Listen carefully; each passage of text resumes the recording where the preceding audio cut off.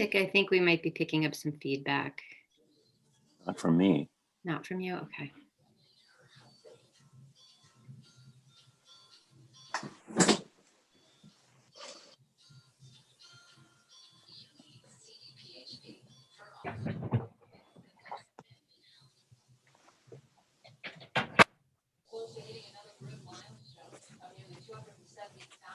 Celeste, are we ready?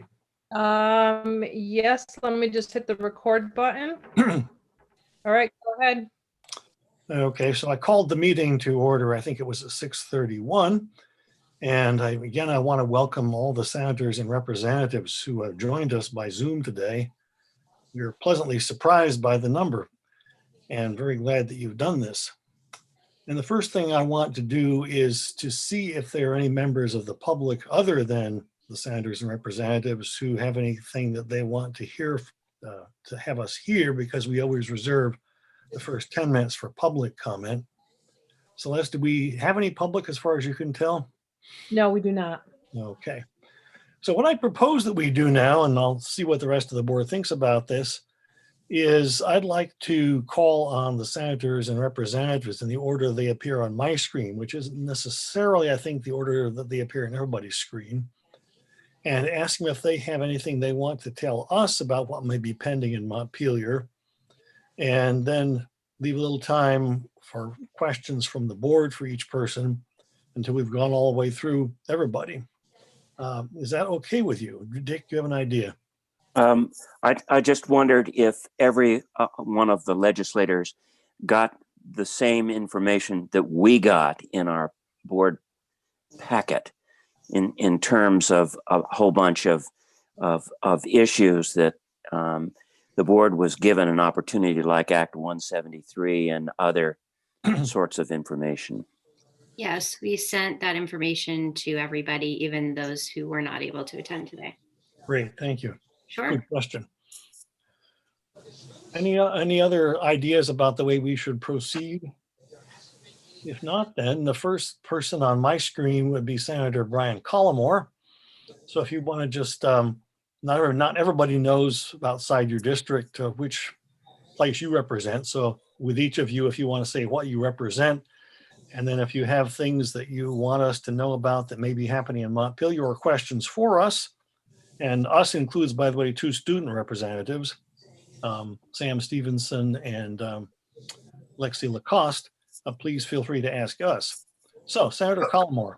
But could you introduce yourself? Because I don't know who you are. Oh, I'm sorry.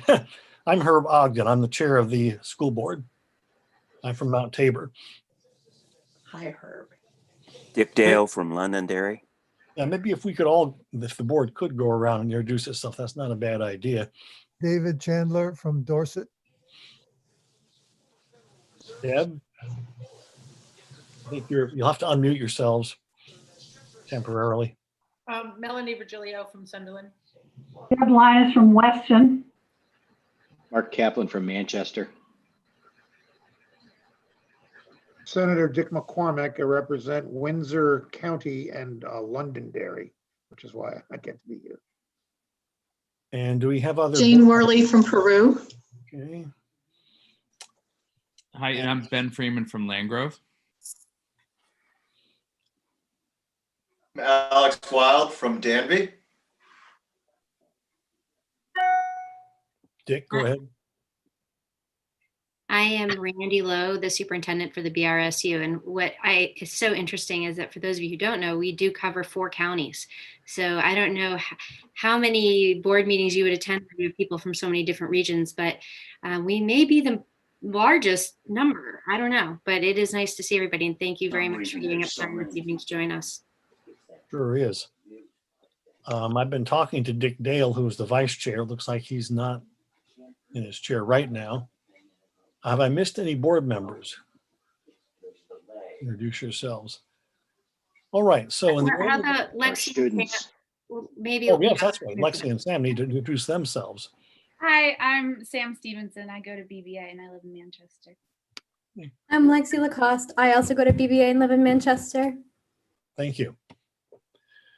All right. And Dick is back. Dick, do you want to introduce yourself? I did. Oh, I'm sorry. Okay. That said, let's go to, again, the first person I see on my screen would be Senator Brian Collmore. Thank you, Herb, and good evening, everybody. I don't have any specific questions. There will be another school board meeting, as I think Celeste pointed out, at Mill River Union High School next week. And I'm sure some of the very same issues that will come up tonight will be talked about there. I sit on the Senate Agriculture Committee in the morning and the Senate Government Operations Committee in the afternoon. And I've just been sent back for my 4th term. So again, I don't have anything specific, but I'll certainly be listening. And open up to the board now. Does any board member have any questions for Senator Collmore? And I guess I should recognize that a question might well be directed to more than one of our representatives or senators at a time. So if there is a question, I wouldn't restrict the answers to just Senator Collmore. Anybody have anything they want the representatives or senators to address right now before they hear from the rest of them? All right, let's move ahead then. Senator Dick McCormick is next on my screen. Yeah, hi. Am I unmuted? You are. I don't have the icon. Okay. Yeah, I guess if I have a question for you mainly is how are you doing? Because we've got this COVID thing was unprecedented, and the state policy, I'm sure you folks have found it somewhat frustrating where we open the schools and then close them and open them again and so on. And I would say in defense of the governor and the education agency that it is unprecedented, and they have tried to be as responsive as possible to changing circumstances and things that changed unpredictably. But that's easy for me to say. You folks have actually been dealing with it. So I do want to know, perhaps you want to hear from other legislators first, but at some point this evening, I just want to know how you're doing. Well, I think that's a very important question. I'll take a small stab at it and then turn it over to the superintendent. Even before the pandemic, we didn't have a lot of substitutes available, and we have even fewer now. And I think one of the biggest worries is not so much that the pandemic is going to hit one of our schools, but that we're simply going to not have enough staff to run a school. And we know that has happened elsewhere in the state. Randy, do you want to continue the answer to that question? Maybe I'll ask Lexi and Sam whether they want to speak to it from the student's point of view. Sure. I mean, that continues to be a challenge, and we just hit that issue with the Floodbrook School this week. And I've maintained from the beginning of this that if we couldn't safely operate our schools, then I wouldn't open the door, that safety was our top priority this year. And, and this has been really tough. I will say that the last week has potentially been the most difficult week of the entire pandemic for many of us. So it's a heavy question today. Our people are really weary, and I will say that there isn't a day that I am not grateful to live in a state with a governor who cares about the health and safety of the people who live here. I know without reservation that the decisions he's making and the guidance and the orders he's putting in place are intended to keep Vermonters alive and keep us safe. And so knowing what's happening in other places, I feel it's really important to say that the last order that came out on the 13th with clarification last Tuesday was a lot. It was a lot in a very, very stressed system with a tight turnaround time. And I will say for myself, last Tuesday was the most difficult day I've had since the pandemic began. So to give you context of everything we've been through, it was the most difficult day to have to kind of frame out the follow through with a quarantine requirement that we didn't understand. Maybe it was intended when the order went out on the 13th, but it was not understood that was sort of the level of restriction that we were looking at. It's tough. We are short staffed. We are a bit on a skeletal crew with many fewer substitutes, with a very thin custodial crew, with barely enough bus drivers, barely enough food service people. And we've been holding on, trying to keep our doors open since the beginning of the year. And we just had too many people with too many things happening. And I think it's important to say to you, and I know the board members probably want to hear this as well, is that we have people on all types of leave this week. We have people who are the closure is not purely FCCR leave. There are people who have a lot of circumstances going on in their lives, as they always do. Bereavement, the need for personal time, people who are sick and in the hospital. And those are the things that happen all the time. And you just compound the fact that somebody didn't know that they couldn't go on a walk with their family members last week, and they simply didn't know, or they didn't understand some of the nuances of the order and found themselves like genuinely thinking, how could this have happened? It's been hard. And I am so grateful to be where I am and in this role in our organization. And I am incredibly proud of the work that people are doing, the commitment they have, the work our teachers are doing, that people are starting to, they're starting to come unhinged. It's tough. A lot of emotionality, a lot of intensity. They're struggling. And I don't know that there's a school district anywhere where that's not the case right now. Should I say thank you for the answer? I mean, Sorry, I'm being very honest. I get it. No, I get it. I get it.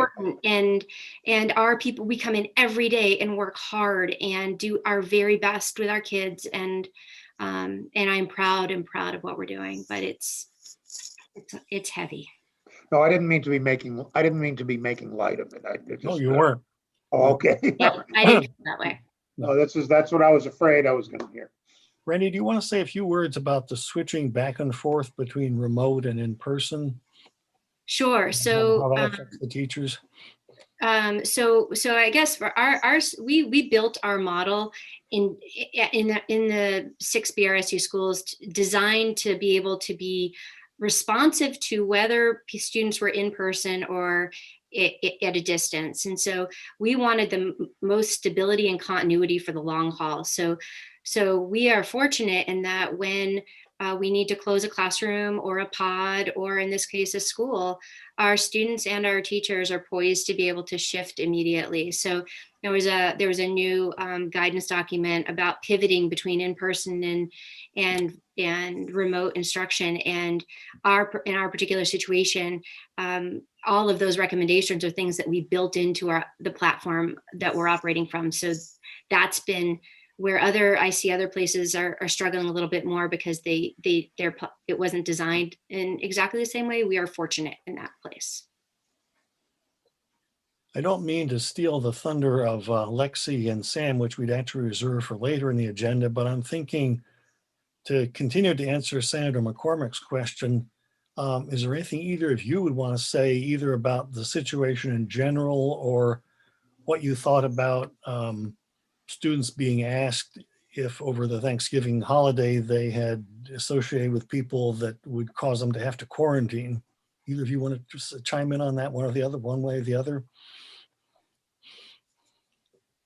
I can say, so I have little siblings that go to middle schools in this county, and I thought that at first it struck me as odd, and then the more I thought about it, I thought that's a really good idea, because obviously this is a really hard time, and the first thing you want to do is you want to see your families and you want to be with your families. However, that is very unsafe. That's wildly unsafe. And it's this thing of there are certain circumstances where you will have to see your family, but in order, whatever those circumstances are, you also have to keep in mind the rest of the community that you could be affecting from not being able to do anything for weeks. And so at first it seemed like that was an invasion of privacy, but now I understand that I think it was a good call on the superintendent's end, or whoever made that decision. I'm not entirely sure, because that ensures that everybody is safe. And that ensures that the school board is really looking out for not only their students' safety, but their teachers, the custodians, the staff, and the surrounding community and families. And so I think it was a good idea. Yeah, I would agree. I think it's been hard for a lot of people, just like the initial thing to be like, oh, well, now I can't even see my family, even though I'm on break. But then once people take a step back and think about it and think about the repercussions from going out of state to see family, it's understandable. And it's a tough situation to be in, especially for kids to not be able to see their friends or their family. But I think everyone understands why it is the way it is, and it's to keep us all safe, and they accept that. Thank you. Does anybody else on the board want to add to the answer to Senator McCormick's question, which basically was, how are we doing? Okay, I'll go to the next person that I see on my screen, which would be, oh, I'm sorry, Ben. Ben, I missed you. Well, I just would jump in. I just would thank Randy for what she shared, and to say that, that's what I'm hearing as well, as that this isn't just coming from the superintendent, but and I'm fortunate that my work has me connected with schools and school districts around the state as well, and it's what I'm hearing in the rest of that work is very much an echo of what Randy is saying, that people are really stretched, and this has been really challenging, and I think it has really been wonderful having a governor who's been really clear and supportive, but it's also, there's a lot of tension on schools to be a safe place for children and families to keep the economy open, and having having tension around the restrictions that are being placed on people to support that, and then at the same time having a sense of different expectations for others coming into the state, and to keep the economy moving. And there's a lot of pressure and a lot of tension related to that. And there's tension amongst families around, I've heard, I'm a parent at Floodbrook, and I've heard a few complaints about, we canceled our plans over Thanksgiving, and now you're telling me that the school is not open because the staff didn't cancel their plans. What's going on? And it's, I can respond to those things on a case by case basis, but there's a growing tension with that. And I think it's, especially going into budget season, and in going further into winter, these issues are going to be really real, and there's going to be a need for a lot of proactive, supportive communication from the state, from the AOE, in support of local districts, because this is really, really tough. So thank you to Randy and to all the staff. Thank you, Ben. Anybody else on the board want to talk before I go to the next legislator? Dave Chandler. Just have a quick comment, and that is, I think what we are really seeing at this time is the importance of leadership. We've noticed when there's a leadership vacuum, and nature abhors a vacuum. But Randy is a first-year superintendent, and the thing that I'm so impressed with, when she makes safety number one, she makes the right principles the highest priority, and she sends that message to everybody. And she sets a tone by not shying away from the tough decisions. And I think that's key to good leadership. And I think she has set the tone, and it's going to carry us pretty far. With all the stress, maybe it won't carry us all the way. But I think if anything's going to carry us all the way, it's being clear on your priorities and being clear that you're not shying away from the tough decisions. And that's good leadership. So we're very lucky as a board to have Randy as a superintendent. Would any other board member? Yeah, Mark. I'll have to unmute. I'd like to also support Randy for all the hard work she's been doing, and the staff has also been working hard. Something that we sometimes are a little forgetful of is most of these kids haven't been to school since March. It's, it'll be a full year here pretty soon, and it doesn't look like it's going to be over. Imagine if your world changed for 12 or 18 months. How do they recover from that? So the work today is difficult. I think the work we have coming up is going to be just as difficult, getting these kids back acclimated to a learning environment and on track. So look, congratulations. I've I've seen Randy around town and always given her my support. And I'm glad we are where we are and with a leader who we have. Any other board members want to add to the answer to Senator McCormick's question about how we're doing? Give a big wave so I won't miss you. I'm not seeing anybody on either screen, so I guess I will go to Senator Brian Campion. If you could just remind us what you represent, Senator, and then whether you have anything that you foresee happening in Montpelier or any questions for any of us. Sure. Thanks, Herb, and thanks for having me. Good to see everybody. So I think first and foremost, when we get back, our priority is going to be on COVID and how to help Vermonters, whether they're students, educators, businesses, individuals. That is going to be first and foremost on everyone's mind. Along with that is going to be, and I'm sure Senator Sears can talk a little bit about this, is going to be the struggles of the budget. I think we all agreed that we are going to need some federal funding in order to make ends meet, to say the least. I think that's going to have to be a necessity. Not to get political in any way, but if Democrats were to take the Senate and Patrick Leahy were to become the chair of appropriations, I think that would put Vermont in a good position, a better position than if he continues as the vice chair. Although we do know that his role as the vice chair has been immensely helpful to us already during COVID.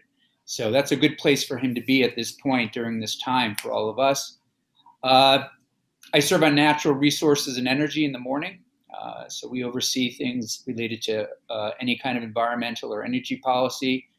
One thing that a bill that I sponsored last year or the year before that I know schools have been working on is related to lead in the drinking water, and those schools that tested positive are in the process of being remediated. I don't know where things are at with the schools online tonight. But going back, we're going to be looking at issues related to Act 250, other environmental policies. And then in the afternoons, I serve on Senate Finance, which is also overlaps a little bit with energy policy. We're involved deeply with broadband expansion as well as other kind of tax and regulation policy. So I think Senator McCormick's question was the one that was on all of our minds, so I appreciate him asking it. But I'm certainly here to listen and to take any questions. And I appreciate these dialogues, particularly at this time before we go back. It gives us all a sense of the priorities of all of you so that we can put those at the top of our priority list. So thank you. Thank you. Does anyone have any questions for Senator Campion? Not that you don't get to ask questions later on, but if one occurs to you right now, give me a wave and I'll call on you. Mark, was that a wave or just a, no, okay. All right, I don't think I see. Ben. Oh, Ben. Sorry, I won't make a habit of commenting every time, but I just did want to respond to Brian talking about broadband expansion and how, just to register from an educational perspective, how critical of an equity issue that is, and how deeply that the gap that has been exposed through COVID. And it will not go away when COVID goes away. It will just be less visible. And I just want to encourage you and others working on that not to lose sight of that, that those equity issues will remain even after we go back to full in-person learning. So thank you for your work on that. No, thanks, Ben. I appreciate you raising that. I don't want to put everything on the feds. I mean, I think the CUDs are helping a lot in the way that they are structured to expand broadband. But I do think one area that I'm hopeful that, and one area that we really need the federal government to help us on is this kind of infrastructure going forward. And I'm optimistic that this is something that Democrats and Republicans can agree on and make it a priority for rural states. That being said, if that were not to happen, I do think the state needs to start to really think creatively around bonding and other sources of revenue, because this is something that we've realized, particularly during this crisis, can't wait. And so again, I really appreciate you raising it. And I can assure you, everybody on this call, it's on their priority list as well. Thank you. And just to follow up on Ben's comment, Randy, I think your report, which I don't think goes to the representatives and senators, so they won't have seen it, really identified two separate problems with broadband, didn't it? One was affordability for people that already had it. And the other one was simply access for those who didn't. Is that a nutshell? I think that was in Jim's. Yes. Yeah, I don't believe I included that in mine. So they did get that information from what you submitted as a board. Oh, that's right. It's item number 1 on the list of concerns of the 5 that were specifically listed. Thank you, Dick. All right. Any other questions or comments for Senator Campion before I move on to the next legislator? And again, make a big wave so I can see your face on the tiny little screen here. Don't see anybody. Okay, the next on my screen will be Senator Alice Nitka. Senator Nitka, you want to tell us what area you represent and whether you have anything that you foresee that we should be watching out for. You'll have to unmute yourself.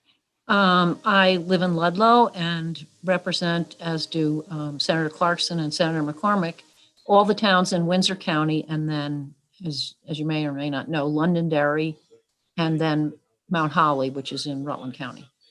I serve on the Appropriations Committee and on the Judiciary Committee. I really appreciate what Randy said, about the devotion of staff and teachers to trying to help all of our students.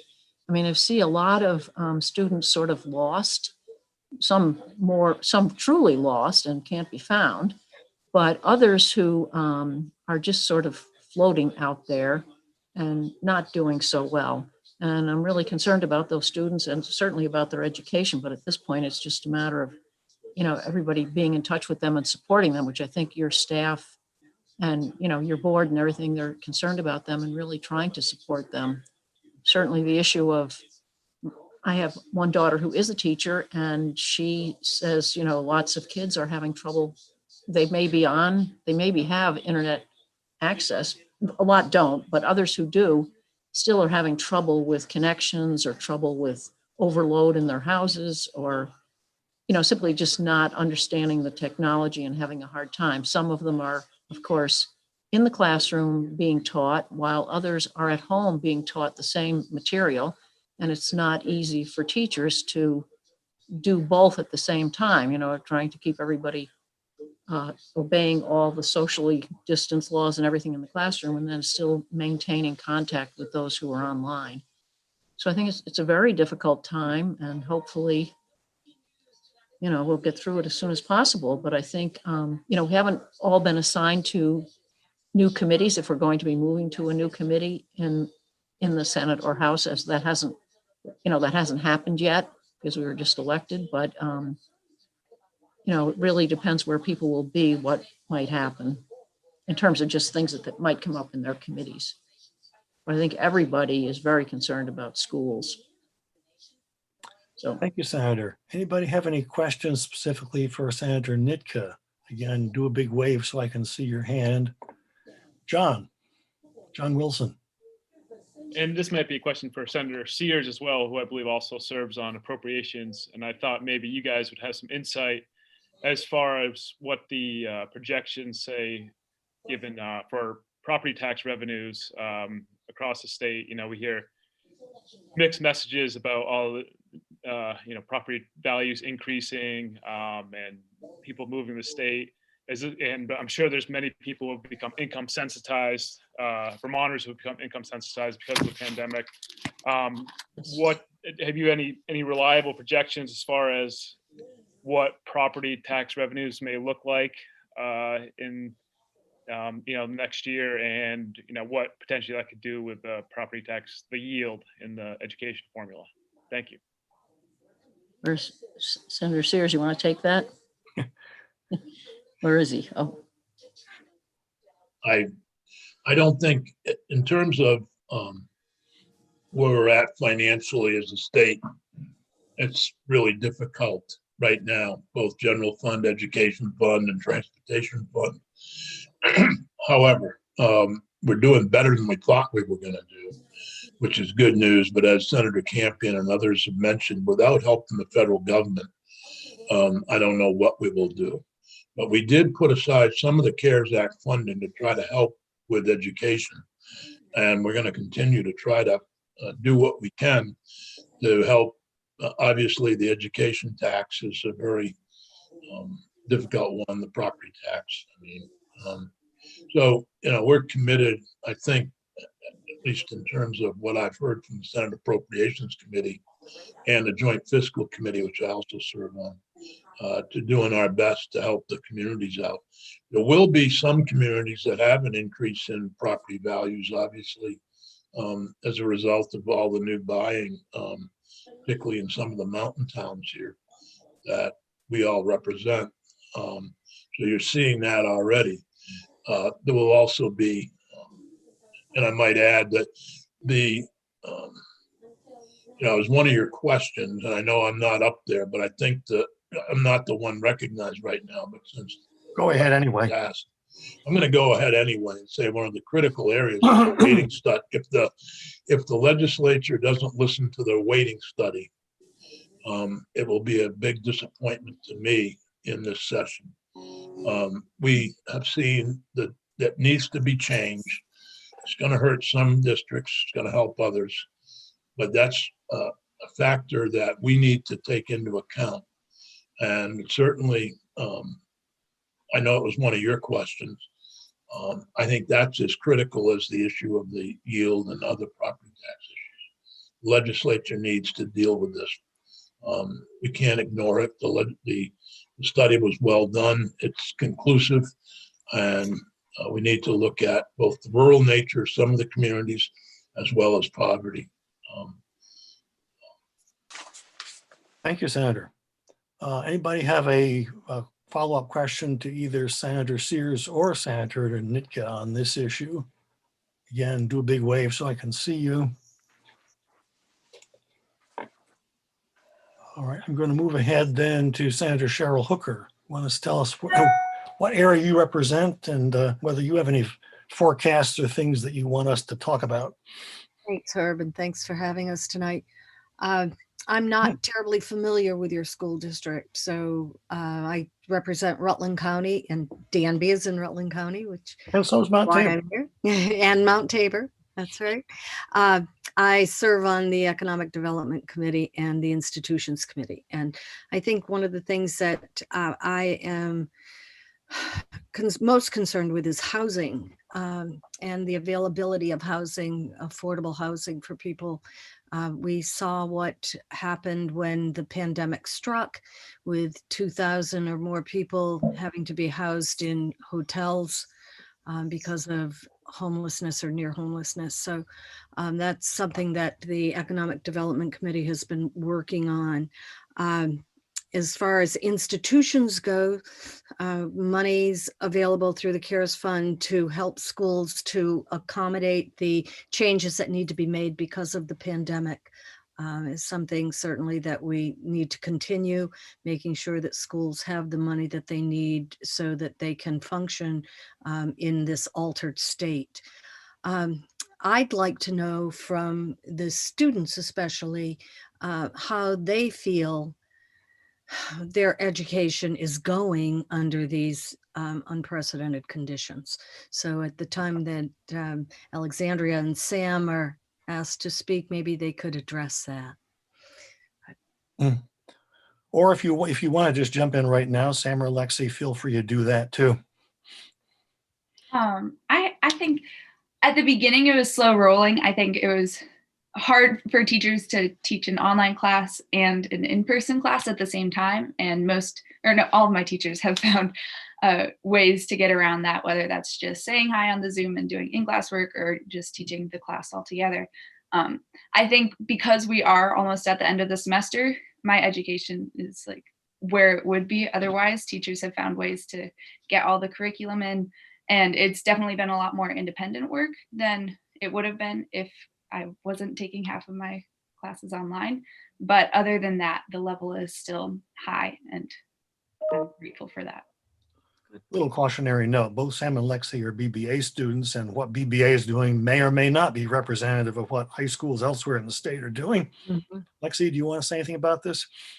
Yeah, I agree with Sam that where I am right now in my classes is probably where I would be had COVID not happened. I do think that it teaches me how to be a little more self-reliant on my education and how to expand my resources and go out and find more information for myself. And I think that my education has maybe expanded more doing that. And I've learned more about who I am as a student. And I think that the teachers have all worked really hard to make sure that all students are accommodated and to make sure that all students are staying on top of their work and they're offering extra support for those who aren't. And so I think that my education is doing good right now. So, yeah. Well, that's good to hear. And Randy, I'd like to ask you, I certainly can appreciate the weariness that teachers are experiencing. And I'm sure that it's happening with parents as well, who are trying to help their students at home, online or with the hybrid situation. What recommendations would you have in an ideal situation? What would that be? I ask myself that question in a different version practically every day. What else can I do? How can we make this path forward for everyone easier than what it is? And you're right. Every single member of every community is challenged by the virus. And in our particular situation, we're talking about educating kids. And, I don't have an answer to it. I think that the challenge, and I don't know if this is right. I actually just reached out to a couple principals today saying, I want to talk to you about what's going on with our teachers. Like, is there anything that I can do, right? Is there any action I can take to make this easier in some way? Or is it that we are all living under high levels of chronic toxic stress as a baseline, right? That we've never experienced before. And so we know what happens if you're operating at that level.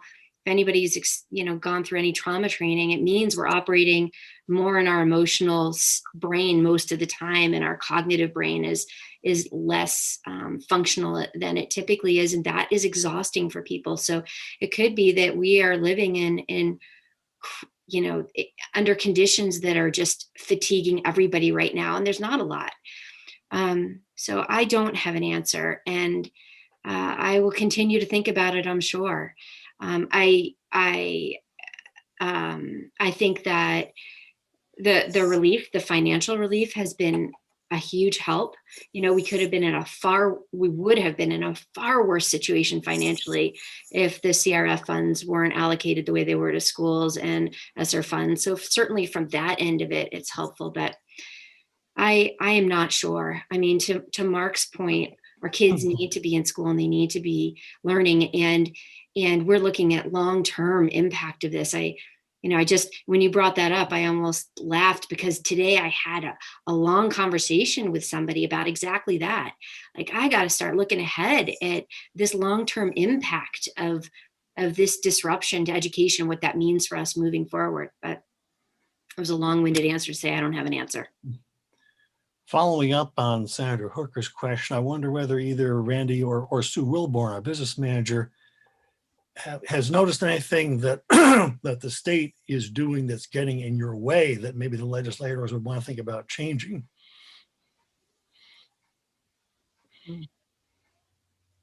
Sue, do you want to jump in? Do you have anything you want to say about that? I don't think I can pinpoint anything specific. I think the only thing that I would say related to that, Herb, is that we alluded to this with Act 173. I've been part of the rule writing process for the rules associated with Act 173, and one of the biggest things hanging out there still is rate setting. And for our particular supervisory union, rate setting is a very big deal, and has a potential on the heels of the census block grant. And if the legislature, which I think to your point, Senator Sears, has a very good chance of moving forward with implementation of a new funding model according to the weighting study, our particular supervisory union is going to have pretty significant financial impact on for both of those. And so the rate setting process as it relates to Act 173 and the census block grant, the way in which that's done and parity between independent schools and public schools is of critical importance. And if there's anything I would say to pay attention to, it would be that process, which is going to happen more at the agency of education level. I don't know that it's necessarily going to come your way, but given that you as legislators were so involved in that, I'm sure that there'll be something that comes back around to you. Thanks, Randy. Does any, yes, Jane. I didn't think about this until this evening in this forum, with talking about COVID and the school situation. But I work doing disability evaluations for the state in psychiatry. And one of the things that's been coming to my mind, but I really didn't, like I said, put it together until just now, hearing everybody speak about the various concerns, was that in the last 2 months, I've really seen an increase in the number of cases that I evaluate that are really, the young adults. And what I really suspect of where this relates to schools and COVID and housing and all those different socioeconomic needs, I'm really suspect that one of the places I would, ask the legislators to consider when you look at prioritizing where some of these interventions go is dealing with those high school students that are transitioning, that will be transitioning out of high school. The reason why I say this is it's not uncommon for me to see people who are homeless, on drugs, pregnant, have chronic health diseases. But what I'm saying is I'm seeing a greater amount of that.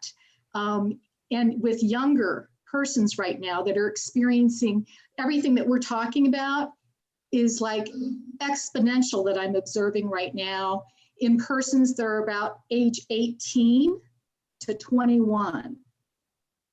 And that's, so if we can imagine where a lot of times young adults have problems, or where there's a dropout or lack of continuity and resources, that is a lot of times in mental health populations, in prison systems and all those different systems, that's where you see this real critical point with the loss of resources, and where there's a critical point there of if you intervene early, you can prevent a lot more burden on those other, systems.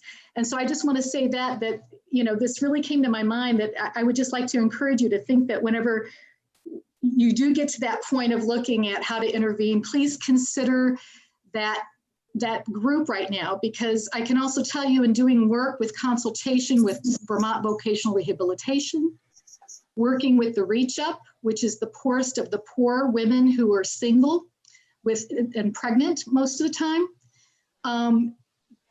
This is the population, that really consumes a lot of resources, and yet has the ability that if they get properly channeled to the right place, whether it be Reach Up or Vermont Vocational Rehabilitation or whatever, they can really avoid going into prison and using other resources. Thank you.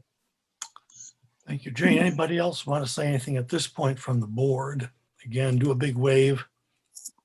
Lee. I'm new to the board, so some of you may not know me, but then some of the legislators I have worked with before, but I'm a primary care doc. And I want to second what Jane said and maybe extend it a little bit.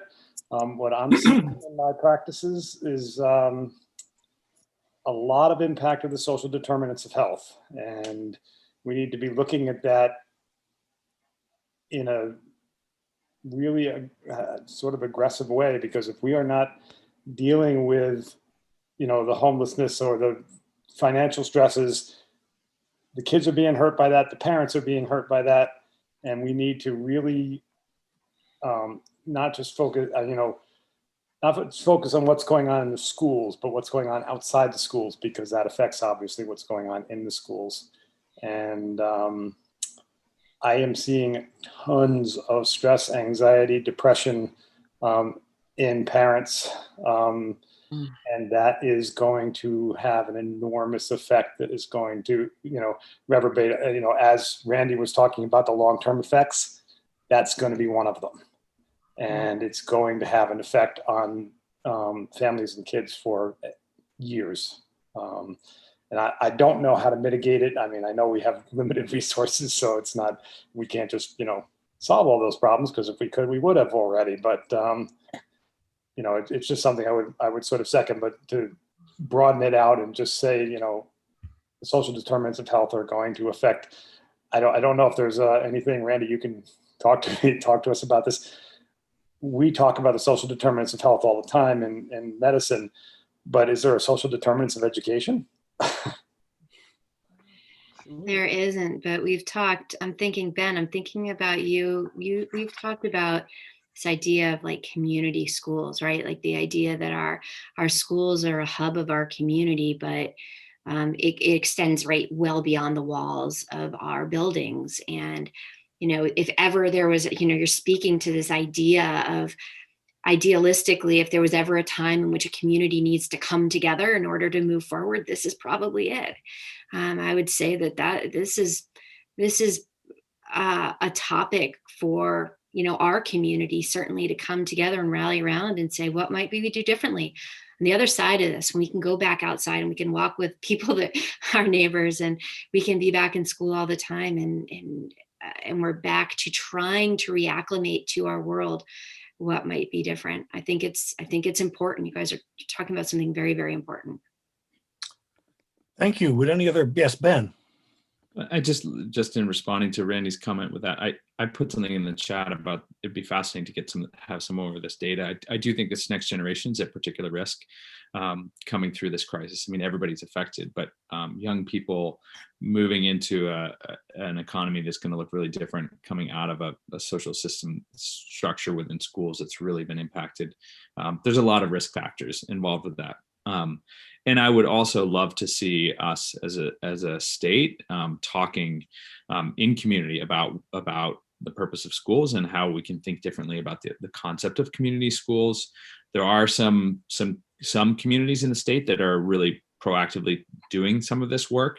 It looks different in different places, but ideas around embedding social services within schools so that schools become a hub for healing and growth and renewal for all community members, and not as something where students are sort of siphoned off to and then they come back and join the rest of the community, but as a place where really the community is interacting and engaging and healing and growing. There's some really interesting models all over the place with this work, and I do think it's an interesting time to be engaging in those conversations. So Ben, Brian Campion, I'm just wondering, so do you mean like a Molly Stark Elementary School where it's wraparound services, that kind of dental, mental health services, a doctor comes in, that kind of thing? Yeah, there's that, and then there's there's which is, I think that's a really interesting model to look at that, and then it can be expanded out to further to think about the different ways of young people interacting with seniors. There's some work that's happening in Montpelier, with elementary students and seniors, not in schools, but in different communities we do that outside of schools. But if schools became a hub for that kind of learning and sort of multi-generational community, it can be really powerful. And then in addition, that a lot of the work around flexible pathways in Act 77 is a focus around personalized proficiency-based learning with flexible pathways towards graduation. And that work happens, quite honestly, best in community, where students are able to work with professionals who have expertise and passion in areas where young people might also find their own passion.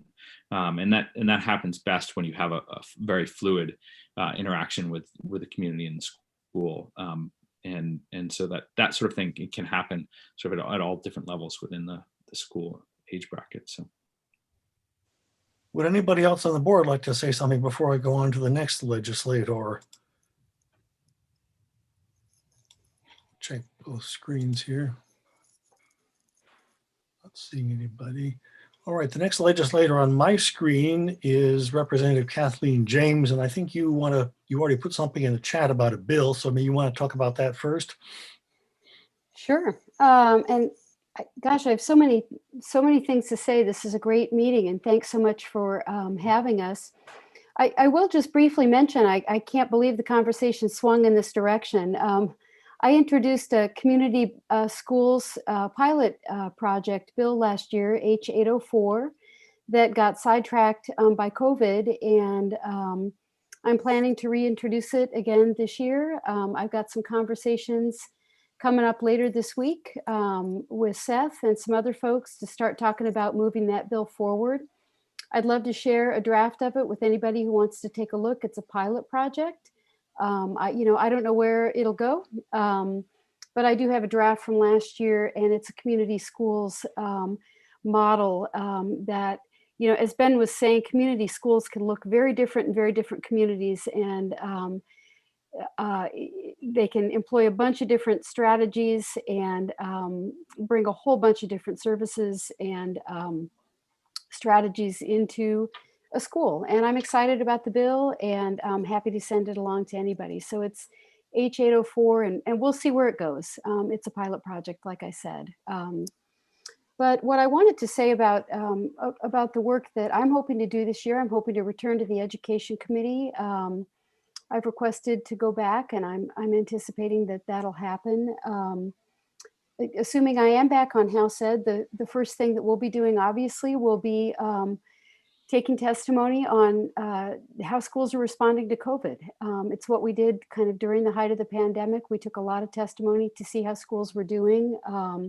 If there is another federal relief bill, we took a lot of testimony in order to send our recommendations to APROPS on how that money should be allocated to the pre-K through 16 schools, like where the needs were. So we basically took testimony saying to appropriations how we thought federal relief dollars should be allocated to our schools. And that would be, I guess, another role that the Education Committee will hopefully be playing in helping to allocate, hopefully, more federal relief dollars should that come down the pike. If there's a role that we can play in helping schools with budgets, I've been reading and hearing that the hold harmless provision that made its way into the budget, wherever that wound up, but I've been really happy to be reading in the paper that the hold harmless provision on the ADM is going to be helpful, and so hopefully that'll be something that'll be useful in the FY22 budget that I know we're all nervous about. I know that the priorities that Randy sent to us are going to be the same priorities that we're going to be looking at. And I forwarded those priorities along to the chair and the ranking member of the committee so that they could start taking a look at that. Broadband, obviously, it'll be interesting to see whether the state can help with that this year, but also to see the work of the Southern Vermont CUD, as it teams up with Deerfield. This is a perfect place to be talking about that, to have members from across the southern tier of the state to see what the Southern Vermont CUD is doing. They're making great progress to start working on broadband across our region as we wait for a state solution. The waiting study, I think there's no doubt that something is going to come either to our committee or Ways and Means. I think a lot of people agree that the legislature has to take a look at that. I think it's an imperative. If you look at the study, it's conclusive. And so I hope that we take action on that. I sit on the public committee on the future of higher ed. And so I know that this isn't a higher ed meeting that we're talking about tonight, but the draft report on the future of higher ed is due to the legislature and to the governor on Friday, that first draft. And that's going to be recommending some pretty significant changes to the Vermont State Colleges. And so that's going to be something that I think the legislature will have to grapple with, both in terms of an appropriation and maybe some changes in our statutes. At the same time as, you know, the State College Board takes a look at how the state colleges are organized. So I expect a big issue that the legislature will be taking a look at. So waiting study, higher ed, Act 173, we already talked about. I think we're expecting a report from the work group. We had a bill all teed up on literacy. We were looking at a pilot program and some grant money for supporting professional development to help improve the way we teach literacy in grades K through 3. And I was really excited about that bill, and it made it all the way through House Ed, Ways and Means, and Approps, and then it got sidelined by COVID. So I really hope we pick up that work, because the idea was to strengthen the way we teach our K through 3 kids to read. So I hope that bill comes back. We were looking at pre-K administration and oversight, and Kelly can talk about that a little bit more, because that bill left our committee and kind of got tangled up in her committee, and I don't know what's going to happen to that. Lead testing has been delayed until December 2021. I heard Brian talk about that bill. That's on hold for COVID. And then community schools. I'm excited about that. So I think that's my list. That's the Education Committee list. There are other issues, obviously, I work on in Montpelier and that I'm passionate about, but the Education Committee is kind of my home, and I probably just took too much time. So I'll mute. I don't know if anybody has questions. Yeah, if anybody has questions or comments, again, Dick first. I just wanted to reiterate the point number 4 in our little memo, which obviously Kelly is very familiar with, and that's the issue of pre-K. For us, this was an issue before COVID hit. It's still an issue. Unfortunately, education, the next generation seems to come on board relatively quickly. And our pre-K population really does need the benefit of a full, comprehensive pre-K operation.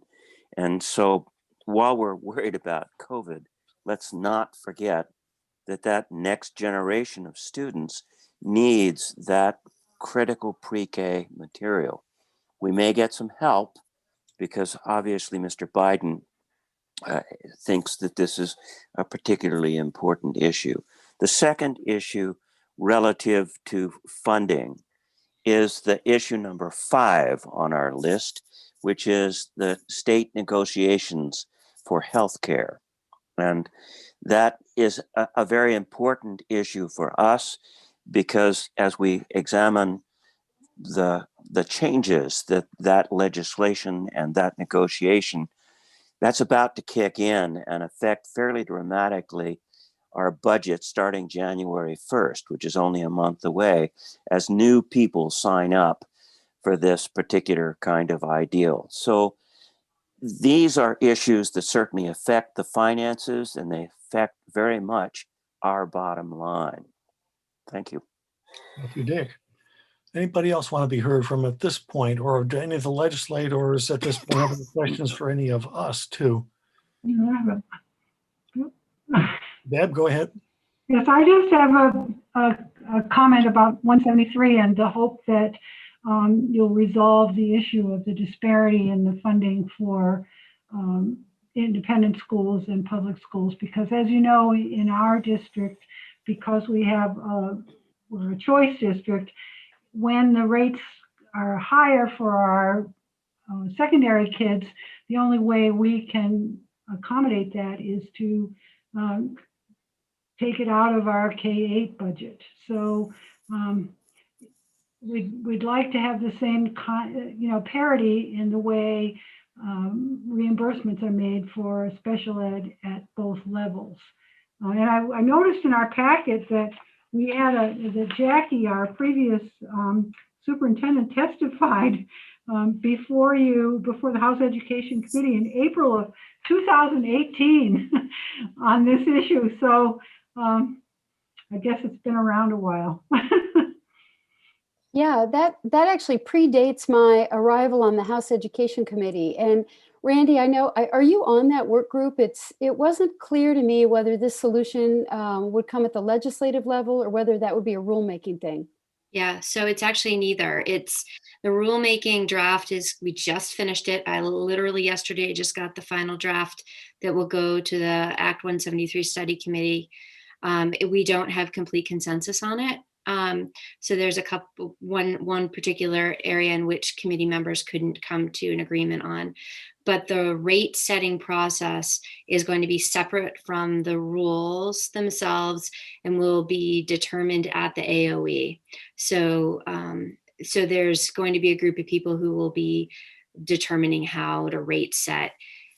So I know it's not in your hands. I think though, I know that that you all have a vested interest in kind of how all of Act 173 gets fully implemented. So I'm sure that you'll be made aware of it as the process kind of plays out.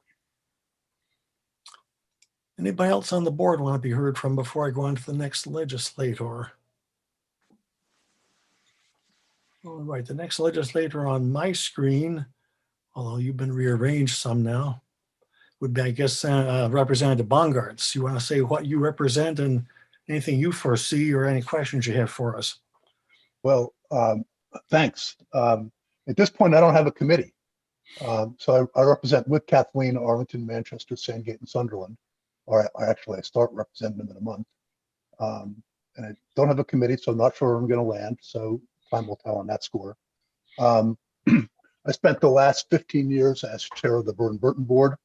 And so from that, so as COVID unfolded, I have a real sense and a deep appreciation of how stressful this has been for the employees, faculty, and staff across the public and independent schools in our district and across wherever, and how heroic the work of those faculty and staff has been, and how deeply they care about kids. It's really been remarkable, and frankly, I have been in constant awe of the dedication that I've seen and the extent to which that what the faculty and staff at these places have done is really saving kids in an incredibly stressful situation. I appreciate deeply all of that. I also really appreciate the relationship between the Taconic and Green, the public part of Taconic and Green, and the independent schools. I know that Randy and Mark Tashton and Burton spend a lot of time together and have a really good working relationship, and I think that's really critical for all the students across the Taconic and Green. And I guess just like all of you and everybody on the screen, I care deeply about education.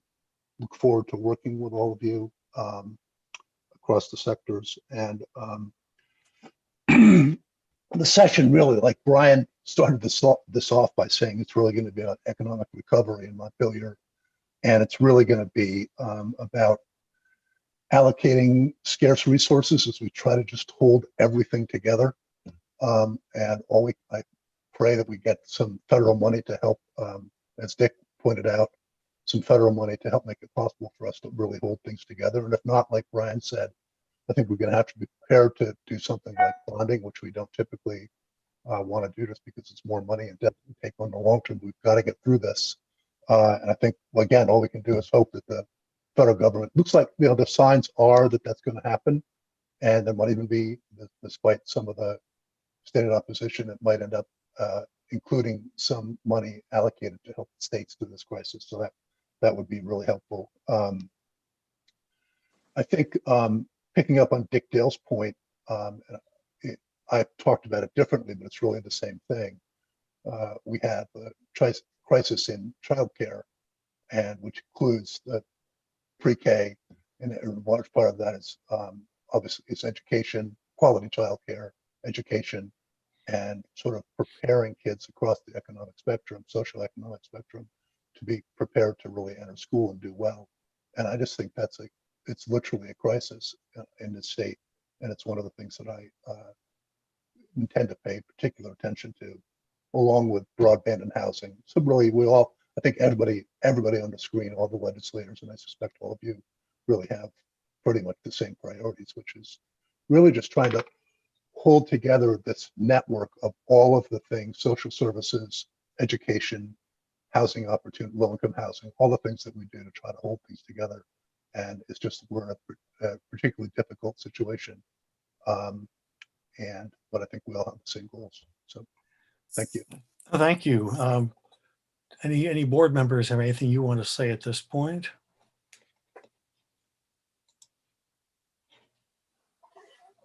Jane. Seth, I just want to say that for about 8 years, I consulted with Vermont Vocational Rehabilitation, and for about another 4 or 5 with the Reach Up program that I was speaking about. And I can tell you that in both of those departments for the state, the #1 barrier for at least women to go to work or to absolutely. get out of generational poverty was the childcare. And I don't think that's changed much. Yep, it's gotten so worse. I think if you can affect that, that's a wonderful thing, because it really is the #1 deterrent.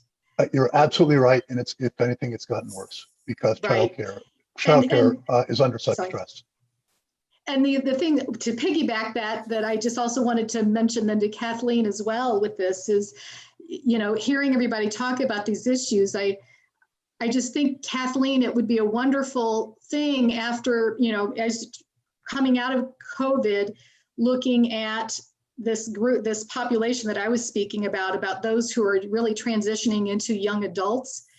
This, having a community school model or having something there where there can be this a way of going through a more decisive evaluation, knowing where to put people as far as referring them to different resources. I can tell you that having worked as a hospitalist, I work pretty aggressively, and Lee, you probably experienced this too. There's a huge increase right now where people not only are coming in crisis into the medical clinics, into providers, but in order for them to get these evaluations done, they're primarily going into the provider's home, into the provider's clinics, using their computers and so forth to complete these necessary evaluations to get to the next step. That's a whole new thing too, that hasn't really been happening. Some of that was taken on before with the FQHCs, where you have social workers, but right now I think that they're even more bombarded. And so again, I just want to speak to, I think if there's a model that can identify this population and know where to quickly refer people, but also in that model, I think looking at how they evaluate the priorities.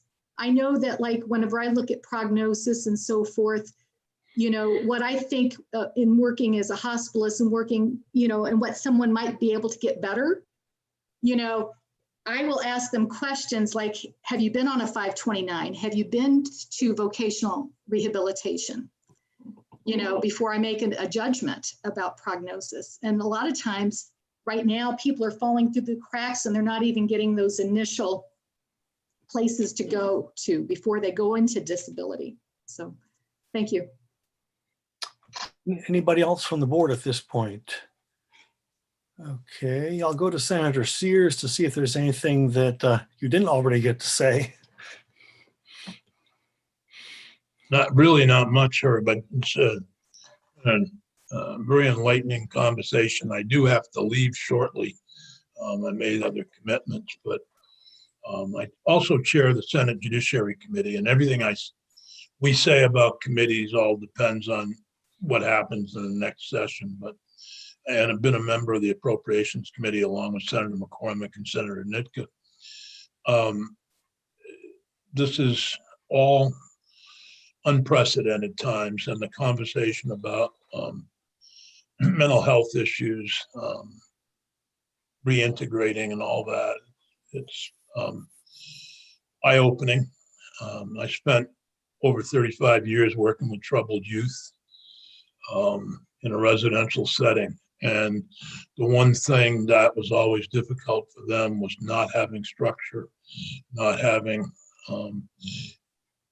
consistent schedules and so forth. And this entire pandemic has created upheaval in that. And it's amazing that things aren't worse, actually.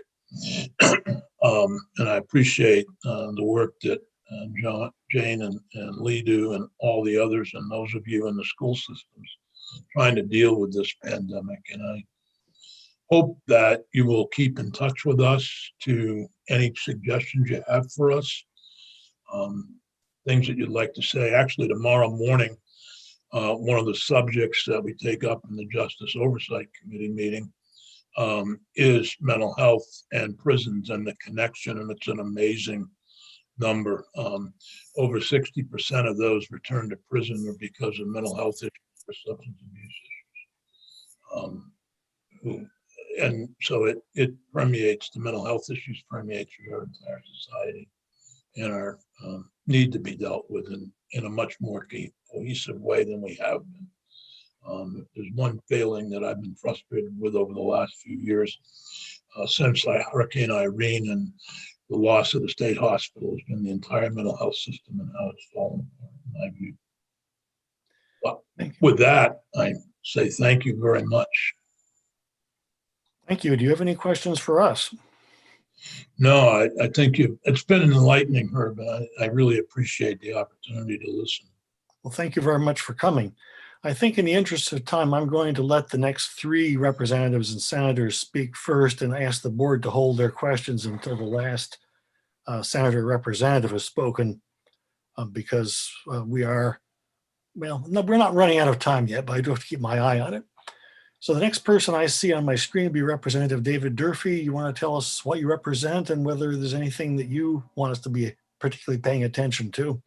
Sure, thank you. I represent part of Sunderland. So Mel is one of my constituents, and Randy is pointing, gesticulating, and I apologize because I didn't realize that. So nice to meet you. And thank you for inviting us, and for also for compiling that list of concerns. That was very helpful. And I'll just these have all been addressed, I think, but childcare is something that I hope to prioritize this session. And I think that the challenge, the pre-pandemic, has been access to childcare and just the absence of high quality of seats and high quality programs. I would say that that's going to be the problem after as well. Schools may be in a stronger position than they were beforehand if school districts can put together programs. I mean, obviously there are going to be tremendous hurdles cost-wise, but perhaps there's an opening and an opportunity looking forward. I should say also, I'm a school board member myself. I'm on the Mount Anthony Union High School District Board, and I'm one of half a dozen or so legislators who are on school boards around the state. So there is a voice beside the Education Committee and Kathleen and others well representing. I guess just a quick question I had was whether what attendance has been like, and a parallel question, what are you finding access to broadband? What does that look like percentage wise? Who doesn't have access to broadband at home? Randy, can you handle that one? And first, you may want to preface it by saying what attendance amounts to in the Zoom age. Right. So I'm going to try to be brief because I know time. We allow attendance if students are remote or in person, even if it's by choice. We have kind of criteria for attendance. We definitely, I can't give you specific numbers. I don't have that right here, but we definitely have a population of kids struggling to engage. And you know, there's discussion about like attendance versus engagement, learning versus completing, all of that. I think has always been there, right? We could go back and look at education in general and argue that that's been there. It looks different right now. There are, and then there are certainly, some level of kind of finding loopholes to the system. It's not ideal. I think we continue to talk about how might we put more practices in place, tighten things up. We talk about it regularly as leaders in our system. And your broadband. We have what's called phase 1 instruction in our system. So any students, one of our criteria for phase 1 instruction was you don't have internet access at home. So we've had all of those kids in person full time since the first day of school, because we didn't want lack of access to broadband to be a factor that impeded a student's learning. So we do have most of our students have attending, down to most of our families have broadband, and we have literally troubleshooted. That's the verb tense, I think, right? I wanted to say troubleshot, but I knew that wasn't right. We have troubleshooted individual situations in order to support families in accessing it. So that's the level of response that we were able to get to within our system. I still don't think it's perfect, but I would say that compared to the average, we have more families that have access. We do have some families who do not want it. So the families who've declined for a variety of reasons to kind of engage in practices to get some support. So it's definitely still a need. I'm not saying that we have it all figured out, but I would say that I know that there are many other places that are worse off than we are in the States. Right. Yeah, good. Thank you. And I'll just mention also before closing that I sit on the healthcare committee. I recognize Lee from testimony, I think a couple of years ago when you were up. Or maybe it was last spring, who knows now, time is hard to keep track of. But I appreciate the conversation, and Jane, I might want to try and connect with you at some point as well. Thank you. Thank you, Representative Durfee. The next person I see in the screen would be Senator Allison Clarkson. Senator, do you want to tell us the district you represent and what you see in the next session? Well, thank you so much. This is my first time joining you. I'm Allison Clarkson. I live in Woodstock, Vermont, and with Alice and Dick, I am honored to represent the Windsor District, which includes, as you know, Mount Holly and Londonderry. So it's lovely to see Londonderry school board members here. It's been such a thoughtful conversation. I've loved listening to this. I'm vice chair of Senate Economic Development, Housing, and General Affairs. Cheryl and I serve together. Brian and I serve together in the afternoon on government operations. And so education, while it's one of our most important issues, we touch on it in Senate Economic Development, in workforce development, which has been one of our biggest, a very important push in our world is improving the career and technical education scene and workforce development, because anyway, it's been one of our priorities. But listening, I have so appreciated tonight's conversation. I agree with Dick Sears. It's been enlightening, and I thought your 5 points were terrific. And we have a number of school board and superintendent meetings coming up, and it'll be very interesting to see if we're as well prepared by the other groups. I thought Brian's comments in terms of teeing up the session were very helpful, Brian Campion's. Because I think one of the areas where you can help us and that we'll be addressing are lessons learned. What have we learned just to try and be as constructive as possible about what we've gone through together? And it ties into the community school work that you've touched on, and the holistic way that we approach. And I think that is certainly going to be one of the lessons learned, but we're going to try and be, as we look at reviewing our COVID work, the things that need to be improved, the things that need to be extended, all that work of COVID, one of the key pieces is going to be the lessons learned and moving forward and improving what we have with what we've learned. Thank you very much, Senator Clarkson. Next representative or senator I see on my screen would be Representative Kelly Pahala. Kelly, do you want to tell us what you represent and what you want us to know about? Sure. It's Pyala, but everybody butchers it. It's okay. Everybody gets it wrong. I represent Londonderry, Weston, Stratton, Winhall, and Jamaica. And I live in Londonderry. I have two Floodbrook middle schoolers who are remote learning right now. So I feel very much in the thick of everything that is happening in the Taconic and Green School District. They are doing fairly well, by the way. Thank you, Randy, for your leadership, and thank you to the school board for everything that you've done. Really, you know, none of this is ideal, but I really feel like there's a lot of teaching young people resiliency that's going into this and through all of the challenges, and there are many, and there's going to be a lot of catching up to do when this is over. And it was actually really nice to hear the students kind of say that there's a whole other learning process going on for them that is somewhat unexpected, and seems like it's teaching them a lot more about themselves as students. And so I really appreciated hearing that from the two of you.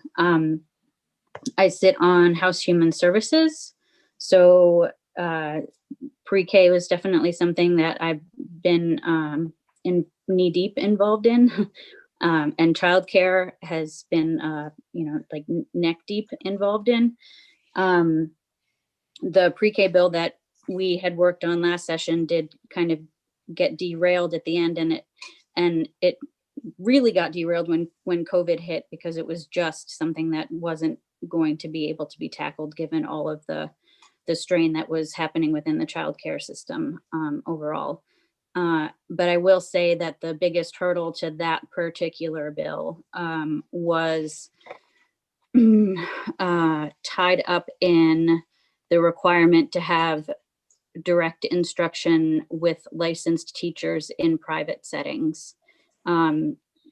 Because we have a workforce shortage, because we do not necessarily have people who are trained and at the ready to provide the amount of direct instruction it would take in private pre-K settings, having that requirement felt a lot like the cart before the horse. And so we felt that looking at ways to support the workforce, increase the number of licensed teachers that we have, and work towards wage parity in private pre-K and childcare settings was something that should be tackled first before we started requiring that we increase the hours of direct instruction from licensed teachers.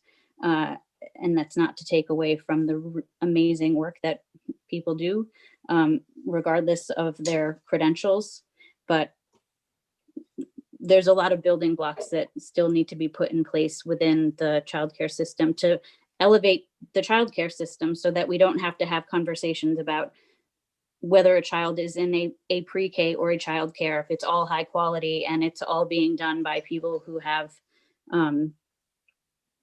the right kind of training, and they're all being paid at a commensurate rate and all able to get benefits, then all the kids win and all the people working in the field win. So I think that will probably be a big chunk of the goal in terms of addressing childcare, which will affect what happens with pre-K. I know that there are a lot of conversations about increasing the number of hours from 10 that are considered pre-K within the ed fund and within the school system. And I really applaud this board and the supervisory union for being so forward thinking and increasing the number of private hours at pre-K settings that, and I think especially given what is happening now, that has been a tremendous help to families to have those extra hours and know that their kids had somewhere to go. And, paying for childcare became even harder during COVID. And so the school system support of its youngest students is really something to be commended. So thank you so much for doing that for our families. One of the other things that will happen, which I hope will help with the childcare crisis, is that the childcare subsidy system is being completely revamped. There was a 5-year plan to change the way the subsidy is figured and delivered. They need to upgrade the IT system for the CCFAP money, and we are about to enter year 3 of that process. So, long term, there is a hope that that makes childcare more affordable, which means we don't have to necessarily have the ed fund be the funding source for all of the hours that kids need to be in a high quality setting. So there's, I know that it gets kind of squishy talking about pre-K versus childcare, and there are different funding sources and different forms you have to fill out. And I know that it's a logistical nightmare, but the two of them really are sort of all mixed up together, and it's hard to have a conversation about one without bringing the other one in. And that's something that I intend to be deeply involved in again in the coming year, and hope to be back on human services. There was one other thing that, broadband. I would, like Kathleen mentioned, that, the Southern Vermont CUD is making great progress, and the Deerfield Valley CUD is also kind of moving forward, guns blazing. And it seems like there's a lot of good energy being put into what the two of those organizations will be able to do together in the future. So that's a long-term fix, and that's not going to happen overnight, but there's definitely a lot of time and energy being poured into bringing broadband to not just unserved but underserved people in the community as well. So keep an eye on that. Thank you very much. Before we take more questions from the board, I just have one question for the legislators. And I realized that when you passed the bill that allowed Australian balloting for what normally would be floor votes on town meeting day, you may not have had time for much testimony, but do you have any advice for us from what you may have heard from constituents about how we should structure our own school district annual meeting, which is typically, which is a floor meeting? Obviously, we can elect the moderator and so on by Australian ballot, but any thoughts about how the rest of the meeting ought to work? I can speak a tiny bit to that. There's a group of people talking about just that problem, not just for school meetings, but also for town meetings. I believe there's a discussion happening Friday. There's a bill being drafted to address those challenges, because that's great that we're able to use Australian ballot, but it didn't necessarily answer all the other questions about process for having those meetings. So the hope is to have a bill ready to go at the beginning of session and get it through. I think it might be starting in the House, but really I'm not sure about that. But get it through the legislature quickly and hopefully to the governor's desk in the first couple of weeks of session, because everyone statewide needs to have answers about process in enough time to get warnings out and prepare ballots and know what they're doing for their meetings. So there are still unanswered questions, and unfortunately I think that we won't really have answers to those things immediately. We'll have a better sense on Friday. Brian Collmore and I will be in that meeting Friday, and we'll have a better sense of what we're going to be able to accomplish, I think, by the end of that meeting. I think the bill's going to have to move faster than that in time for warning. And so our chair has an objective of getting it done in the first week. So, Jeanette always thinks big. But we will know more, I think, after that meeting on Friday in terms of what we'll be able to solve. That's good news. Thank you. All right. First of all, do any of the legislators have any more questions for any of us? And then I'm going to turn it the other way around. I just I need to leave by 8:15, but so I'll just say goodbye now and I'll listen in. And if we're not finished, I'll jump off quietly. Okay. Right. And I sadly have to leave as well. And I've loved this conversation. It's been terrific. And I think all of us would appreciate you as you continue your conversation of what you think are issues that we additionally, I mean, every issue we've talked about, we care, all of us care a great deal about.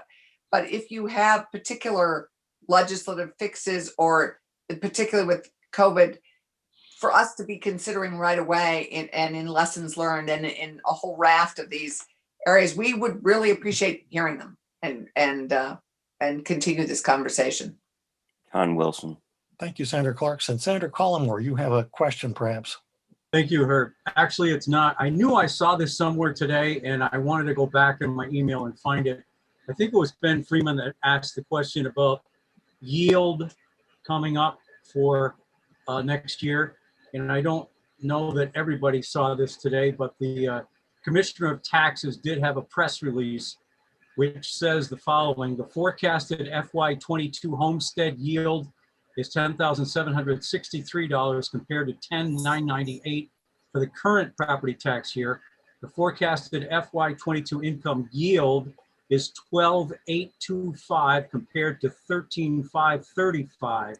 So the average homestead tax rate is forecasted to increase by 9.5 cents over fiscal year 21, and the statewide base for non-homestead tax rate will increase, at least forecastedly, by 10 cents. So it represents about a 9% education tax increase on average for all property taxpayers. And that came out of the office of Craig Bolio, who's the tax commissioner. So I thought I'd at least make that announcement. And some folks may have already seen that, and some won't, but I think it'll be probably in the press in the next couple of days.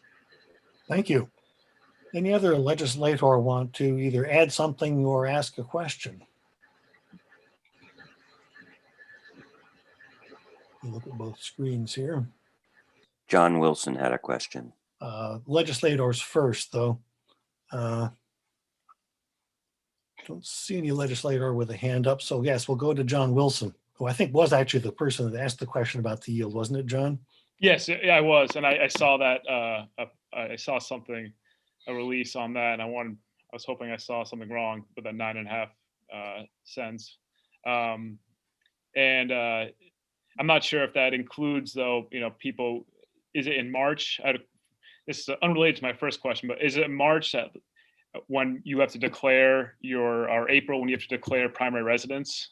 Do you know if we had a lot of second homeowners came in, made Vermont their home? Does that adjustment happen later on? Do we know, or? I don't know. They're supposed to declare the homestead as their homestead when they purchase the home. There's like a form when you buy houses, but often people don't. And so you're right, April is the time that happens. Hopefully there will be some adjustments with the increased revenue. Hopefully, that's just wishful thinking. But it's more of a comment than a question. I guess it's more of a comment from a teacher perspective. I'm a high school social studies teacher. I teach at Burn. There's a lot of BBA representation, so boots on the ground, so to speak. And I guess it's my advice as a teacher, or a kind of a research question for the legislators here is how will the pandemic impact the education labor force in the coming years? And I'll put an article in the chat in a second to the New York Times article on teacher burnout. NEA reported a survey recently, a few weeks ago, that 28% of survey teacher respondents said they were going to retire early because of the pandemic. Now, if that's true, what's that going to look like in the ranks, in the teaching and the education leadership ranks of Vermont, which we've already seen some shortages when superintendents, educational leadership, and in the teaching ranks. So, I guess my question for you guys is to think about whether it's, soliciting or creating getting a study group together, or figuring out what is our, leading on some labor economists, what's it going to look like, our labor force in the coming years. You know, a lot of people are going to age out anyway. And along with that, just to be mindful of, you know, teachers call it burnout. That's kind of what Randy was referring to. And there's been, I think, in the past recent years, there's been a lot of education reform fatigue. I think individually, there's a lot of good legislation, well-intended, you know, Act 77, Act 46, very strict lead testing, Act 173, the healthcare battle between Governor Scott and teachers, pre-K education reform, reform towards more proficiency-based learning. All these individually, I think, are really well-intended and thoughtful, but I think that this is just past few years, and just be mindful of what that, you know, we're still trying to wrap our heads around Act 77, which was in 2013. So I encourage you to be mindful of being well-intended and trying to do a lot to help, but that we have a lot to catch up on. 173 in itself will be so much just to make happen in schools and to change our teaching practices. So I'll stop there, but just, you know, being mindful of education reform fatigue and how we can, you know, prevent teacher burnout. Thank you. Thank you, John. I think the article about the labor force was in today's New York Times, wasn't it? Yeah. Anybody else? I just linked it in, so there it is. Yeah, great, thank you. Anybody else from the board want to be heard?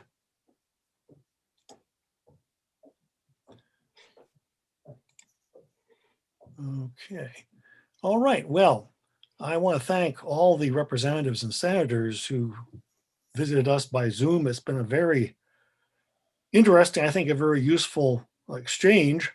And we'll keep in touch with you. And if any of you have developed questions about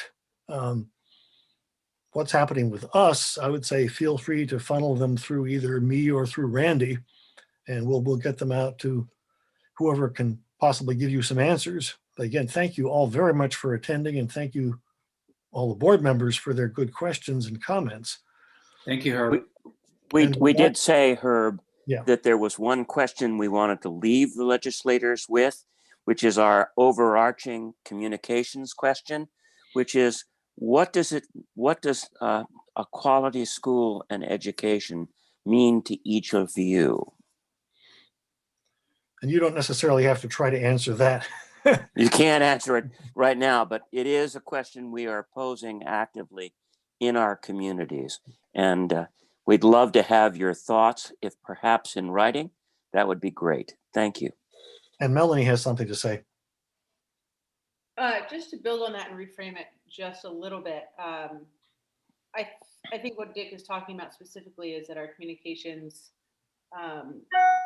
committee is talking about how to reach out to our communities, and we really are hoping to kind of frame it in a way to get feedback from our community, and you being part of our community also, you know, can add to this, but not so much what does the best education look like, but what is the purpose of schools right now? How is, you know, with the idea, you know, I don't want to frame it too much because I want this to be open-ended, but the purpose of schools may have changed, right? Since schools came to be, you know, since the days of John Dewey, everything has changed. And now that we see how a pandemic is, you know, affecting our communities, I think we're, you know, our eyes are really opened up to what that community, you know, what that school means to that community. And, you know, outside of that school building, you know, what, outside of the children in that school building, we're recognizing that there are many, many people being affected by the education that's happening in that school. So that, I mean, I think that's more the crux of the question is, you know, what is the purpose of school now in 2021? And, you know, so that we can, you know, really gauge what our work will be going forward. You know, as a policy committee board, we are looking forward. You know, we're forced to be reactionary, but luckily Randy's doing an awesome job of taking that on for us. We really want to, as a board, make sure that we're continuing to look forward. And so we need that information. All right, thank you very much. Before the representatives and senators go, I should point out the next item on our agenda was comments from the students.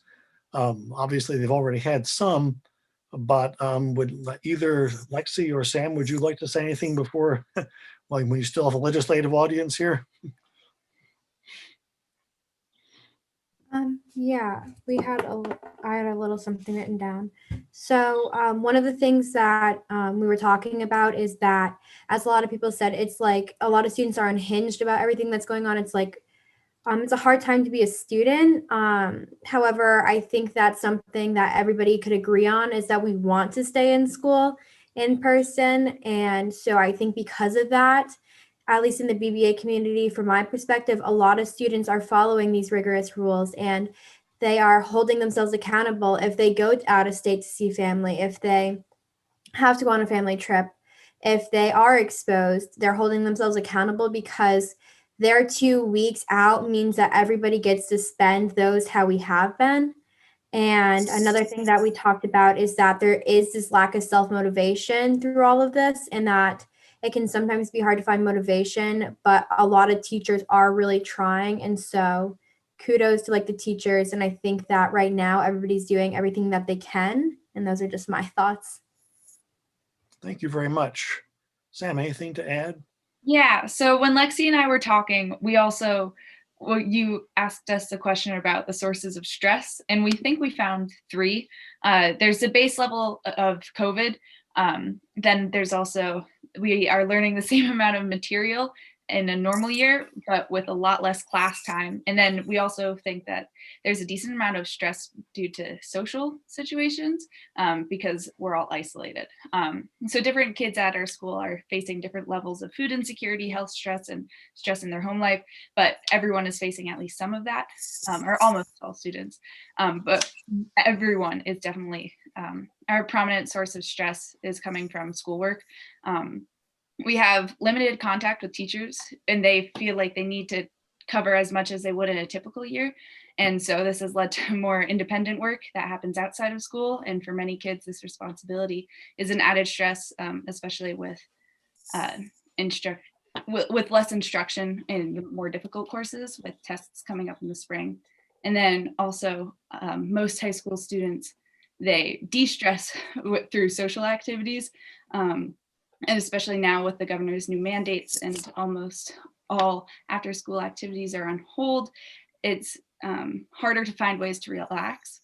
Upperclassmen have the advantage of being in school for 2 years before this, or 3 for the seniors. And so they have a solid friend base, and they know all the people at school. There are underclassmen and new students who are having to learn how to form relationships online. And it feels less real and more forced. And I think that is a big cause of stress for some people. Thank you. Board members and legislators, any questions for either Sam or Lexi? Senator Collmore. Thank you, Herb. Not a question, just a comment. I just noticed that Representative James had answered John's point about the potential for overload in terms of reform. And I take the point very well.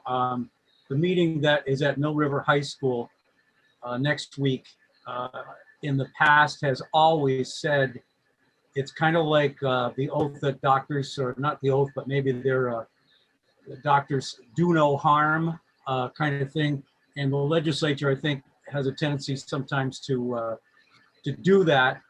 However, unintentionally, we continue to sort of say, well, gee, if we just did this, then we would make that better, when in fact, we probably ought to do nothing for a couple of years and let everybody get caught up before we stick our fingers in it again. So I wanted to agree with Kathleen and John, and I think it's a point well taken. Thank you. Okay. All right. Well, thank you all very much. I realize this went over the allotted time, but I hope it was more than worth it, though. And in the interest of time, let me just ask you to read to yourselves the board norms instead of asking Dick to declaim them. Herb, do you want to give the legislators an opportunity to exit our meeting if they'd like to? Oh, yeah, yeah. I mean, feel free to stick around, but we know that you have other things that at least some of you have to be doing too. And again, thank you very, very much. Thank you. Thank you. Thanks for having us. Yep. All right, the next item would be then the consent agenda, which has. I move the consent agenda. Thank you. Okay. Is there a second? Seconded by Deb, moved by Dick, seconded by Deb. Remember that the consent agenda gets discussed only if at least one person wants to discuss it. I don't see any hands that you want to discuss it. So all those in favor of the 4 items on the consent agenda, please raise your hand. Anybody opposed, please raise your hand. All right, that passes, and I believe that's unanimous. Randy, we stole quite a lot of your thunder from your monthly update talking to legislators. Is there anything else that you want to particularly call our attention to? I didn't include this, and I apologize because last week, as I said, was a little bit of a whirlwind, and I had intended on including a statement just letting you know that our Corona Relief Fund application was approved. So the monies that we requested from the start of the pandemic through December 31st, what we requested was approved. We haven't gotten that money yet, though, Sue, have we? No, we request it in a reimbursement format, so we'll get to that when we get to it. Okay. We're in the process, just so you know, of building our ESSER grant and figuring out what we want to put in ESSER. We are waiting to hear back from independent schools. There's a whole process because of our structure and system and eligibility. We hear back from them the 11th, the 14th, 15th, something like that, right? The 11th. Okay. I knew it was in there. And so once we have a sense of what other schools then are requesting and how much money there is, we'll build ours for that too. I had intended on including that update and I forgot. It's, you know what's going on, and it's all here as well. I think that the highlight is that we do have a new human resources director. Yes. And I know that probably Sue and I are the most excited about that of anybody. She's fantastic. We're really, really excited to have her join our team. And when she's here, she's coming mid-January. I'll invite her to a meeting so you can meet her. So I don't know that I need to say a whole heck of a lot more. It's tough. And, I guess the only other comment that I would add is that part of what was challenging last week on this edition of the kind of messaging around asking another screening question that came from guidance from the Agency of Education, followed by, and it included language saying you may do this, you may do that. There were a number of mays in that guidance. And then followed on Tuesday by the governor stating that oh no, they're required. That made some significant quick shifts in our thinking. I went in a different direction after hearing the governor that day. And then on Friday, he kind of pulled back and said, no, it really is optional. But by that point, we had already communicated all this information to families and had fielded hours and hours and hours and hours and hours of questions. And after hearing the press conference on Friday, I spent a significant amount of time determining what I felt the right course of action was at that point. And I knew that our leaders hadn't had time off. I didn't want to pull them together for a meeting over the weekend of Thanksgiving. And I kind of assessed the situation and I made the determination that I wasn't going to send an email or make a phone call to families and employees and say, I changed my mind and we're not going to ask it. I felt like that was a level of instability that we couldn't handle. So I stayed the course and I checked in with principals today to ask how it was going. I said, I explained to them because I did not reach out to them over the weekend on this. I wanted to give them some space. I said, I want to hear how it's going. Sounds like it's going the way everything else did, which is when we make a change to the screening process, there's a couple days where we have a a little spike, right? There's new questions people don't know and understand, but it levels out pretty quickly. So the order's in place until December 15th. We'll see what happens. I'm anticipating that, I'm not sitting in the governor's office. And I wasn't a part of any of those questions, but any of those conversations, but I would expect that part of the reasoning about that was to see what happens as if there's an impact from Thanksgiving, and then they'll respond accordingly. Sue's done a tremendous amount. I bet we have been in more communication with ACCD and Department of Health on this topic than maybe any other district. And there are a couple of points that I've struggled with, and I've communicated that at the state level. So we'll see what happens. But I just wanted to be really transparent with you as a board, so you understood my decision making around that. I think it's important that you understand that. It's just like everything else with this. Districts all over the place are taking very different approaches. They're also taking different, they interpret things differently, or they're executing things differently.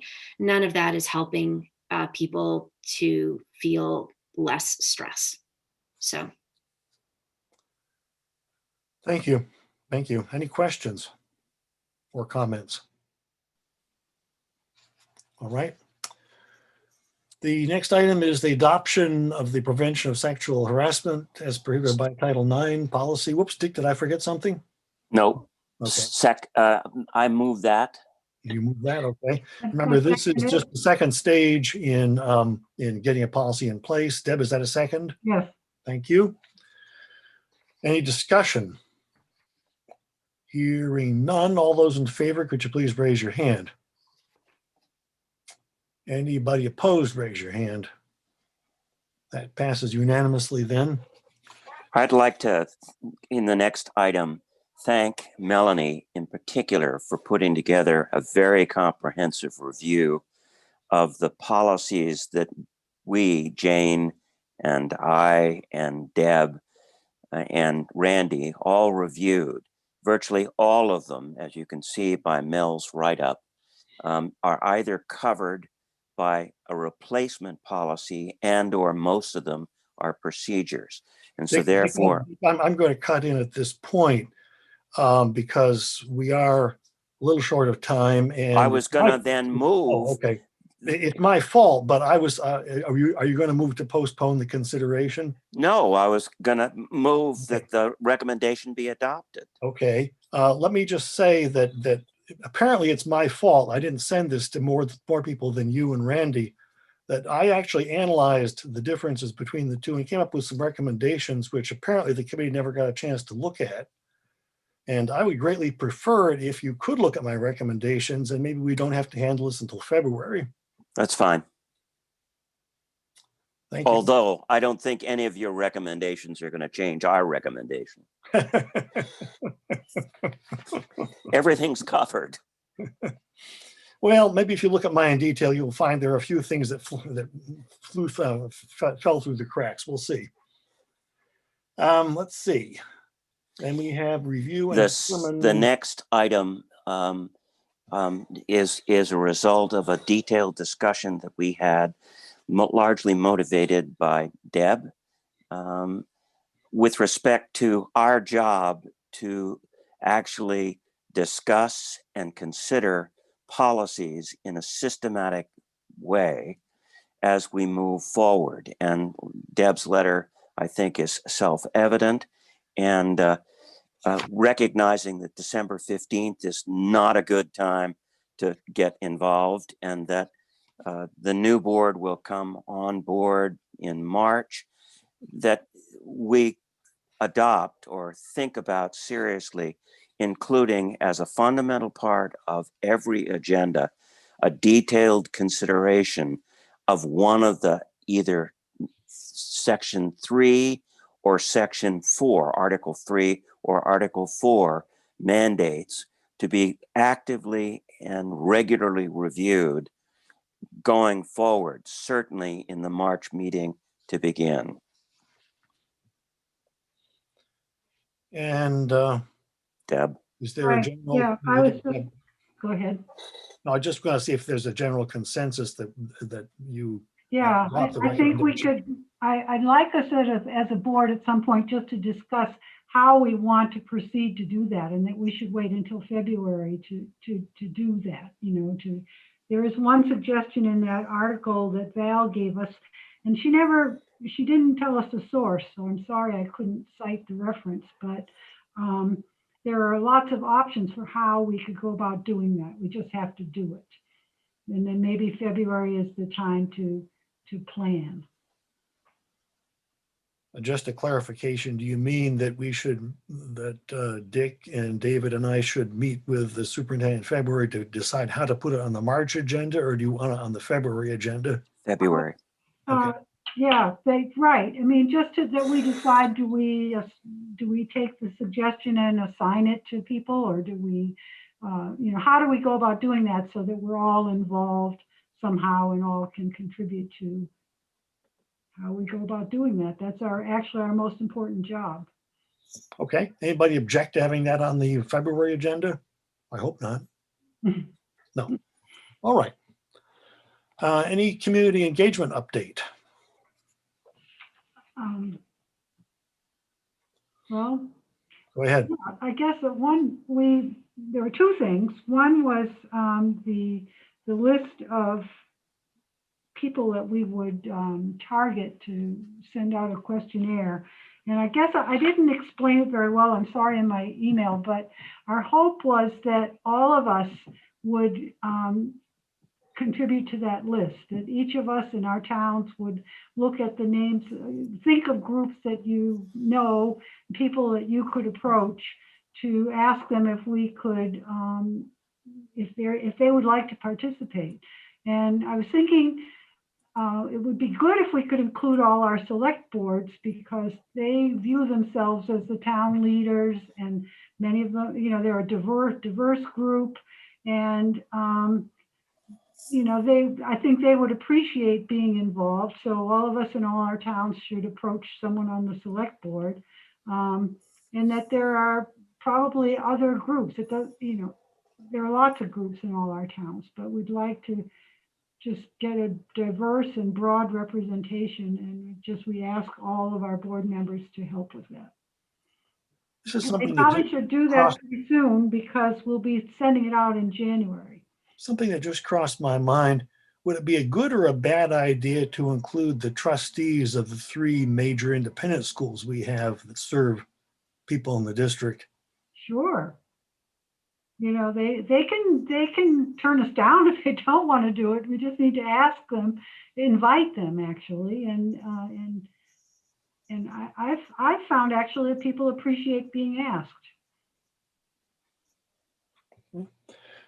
Ben, did you want to add something about the community engagement?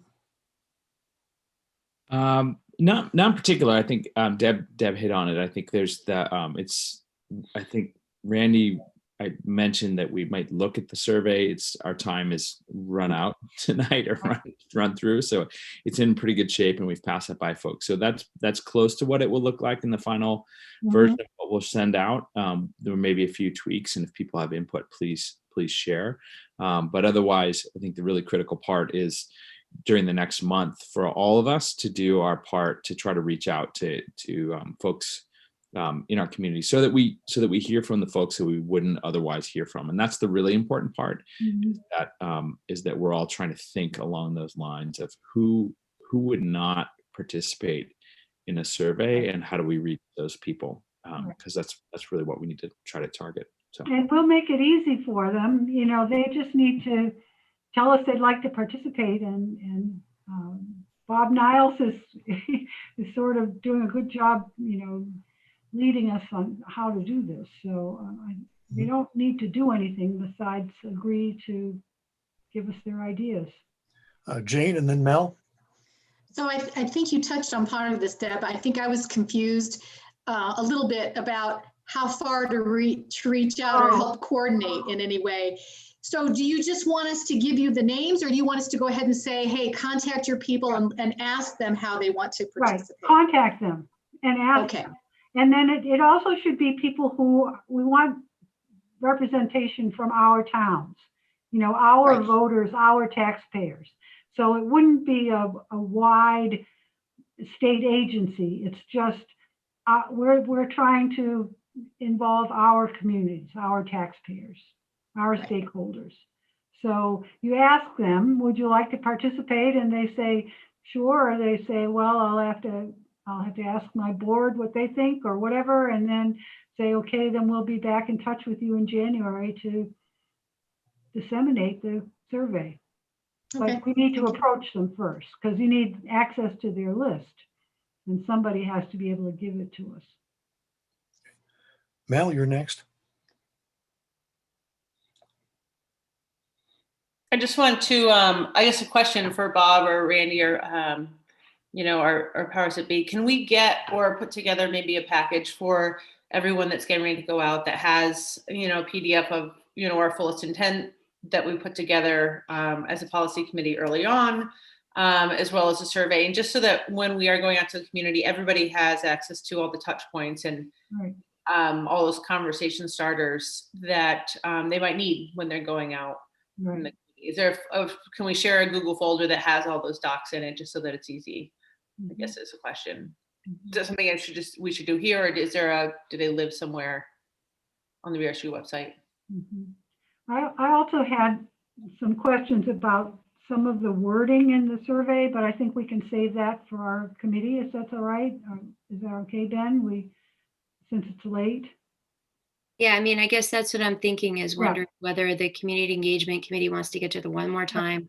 That any board members who have any feedback for the committee members regarding the language on the survey or any questions about the spreadsheet, you can contact one of the members of the committee and we will tighten it up and get everything organized at our next meeting, which we don't have scheduled yet, but we will.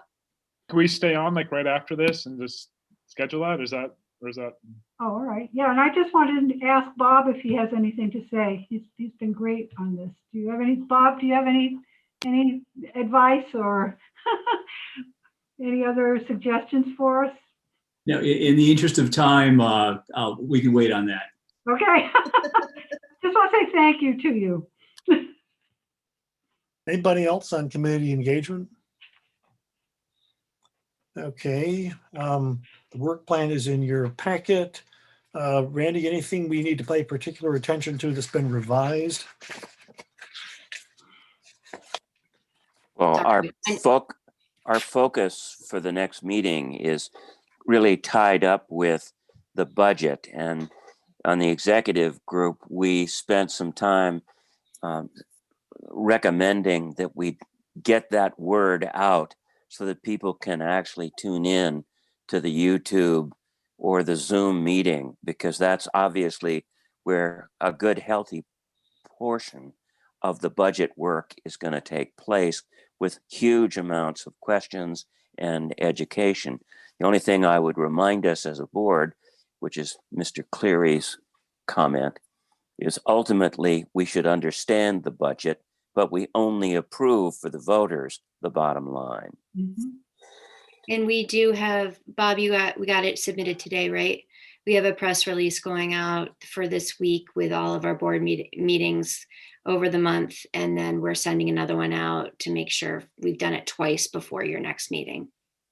And do we have something for posting at the schools and community bulletin boards and so on for those people that still look at print on paper? We haven't, I don't think we've developed anything like are you thinking almost like a flyer, Herb? Yeah, we haven't written one. It's certainly easy and doable. We can think about how to get those out, but I don't mind working with Bob on that. Yeah. Mel? I'm just going to say I haven't been inside a school in ages, and I think COVID has kind of prohibited parents from really being in schools that much. So I'm not sure that where that used to be an avenue, I'm not sure it really exists anymore. It's more of a drop off and go situation. Yeah, maybe we're only talking post offices and community bulletin. Anything else about the work plan? All right. And the board updates, you already have one on your packet, page 65, which had to do with the weighting study. I think we've already discussed that sort of with the legislators. Anybody have anything they want to bring up there? Can I make one more one more point on the community survey. Is there some way any of us could reach out to our pre-K partners? Because after last year, I think it would just be nice to include them, that we're interested in their opinions. Little school is in Weston, but our other partners are in other towns. So are there any of you who have contacts in any of those other schools that could approach them? There's one in Dorset, one in Londonderry, and what else? That's it, right? Manchester. Oh, Manchester too, right? We do have contacts. We can certainly send. I'll think through how when we meet, I'll think about how we might be able to communicate kind of centrally, make sure that they all get a copy of the survey. I don't think that's going to be difficult. Yeah, right. Terrific idea. Just because they felt left out last year, so we should be careful about that. Okay, anything else under governance process? Legislative and regulatory action. I'd like to sandwich one item in there we don't necessarily have to act on tonight. It's the question I asked all the legislators about how folks are handling things that used to be floor meetings. Of course, we have a floor meeting normally for the district annual meeting. It's easy enough to elect the moderator and the treasurer. I think those are the only two offices, aren't they, Randy, by Australian ballot. But let me suggest that either on December 15th or our meeting early in January, we need to come up with an idea of how we're going to conduct the annual meeting. We may have to change it based on what the legislature does. But the annual meeting now is only an information meeting, right? Well, it wasn't, oh, no, because we did elect from the floor the moderator and the treasurer. I think those are the only two offices. And that's easy. We also approved the warned articles, among which is our remuneration. That's so right. that any warned article that appears in addition gets approved at that meeting as well. I can look into it. I just reached out to our legal counsel regarding a different district that does not use Australian ballot to get that process started. Attorneys are aware of what's going on, so I'll follow up on that as well and have something. If there's any information I can share with you that they know is procedurally in place, I'll bring that to our meeting in 2 weeks. Well, we were told that Friday is the big legislative kind of confab on all of this stuff, and it's certainly going to affect the entire state because it ain't gonna the regular March meeting just isn't going to happen the way it normally does. Can I add one more piece here, Herb, quickly, Sure. just in case, since there's so much discussion right now, and we just had a lot of it around the weighting study. If any of you have reviewed it, you will see that the original study has all of our towns individually. So today I received a copy that Chloe Wexler from the Joint Fiscal Office developed last February, I believe, in which she included information from the merged districts. I had understood that they're updating it again, which I'm not totally sure about. But if you happen to see that document, as I review it, I believe that the equalized pupil number is for Taconic and Green District, but the poverty rates are only for the 5 T&G schools. So what we have is inaccurate data representing us. So I've reached out to ask about how our entire system, how are they going to be able to run versions of the weighting study with very incomplete information from us and what our next steps are. So I just wanted to make you aware of the fact that I'm aware that it's inaccurate and I'm following up to figure out how we proceed. So I felt like you should be aware of that. Thank you. Anything else under legislative or regulatory action? Don't see any hands. Any items that you want to make sure we put on future agendas that we haven't already mentioned? Not seeing any. Again, if you think of an item, just get in touch with me or Dick or David or Mandy. And Celeste, I assume we don't have any public at this point who are trying to comment? Correct. Okay. Just take a moment to reflect on the norms and the goals, which are on your packet page.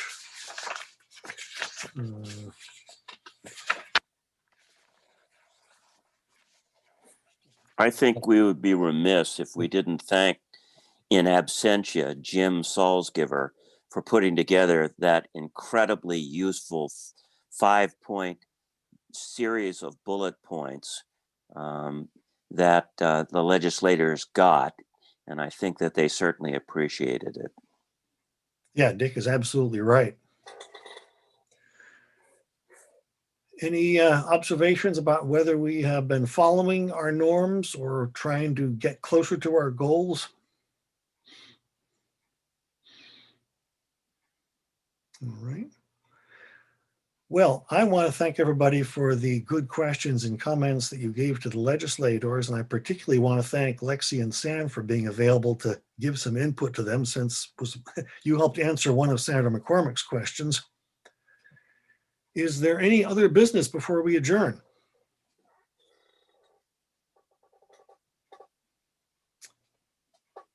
Dick, would you like to? Oh, I'm sorry. Deb I was just impressed that they all came and participated. That's great. Thank you for inviting them. Yeah, I echo that. And it's a pretty impressive statement about our small state democracy to have 10 legislators show up for a school board meeting like that. This is pretty extraordinary. And I would say it poses an interesting question to us about how we hold meetings in ways that engage the public. The fact that we had 10 legislators on our call tonight, and Celeste, I was chatting with her about some issues with public accessing and being able to comment.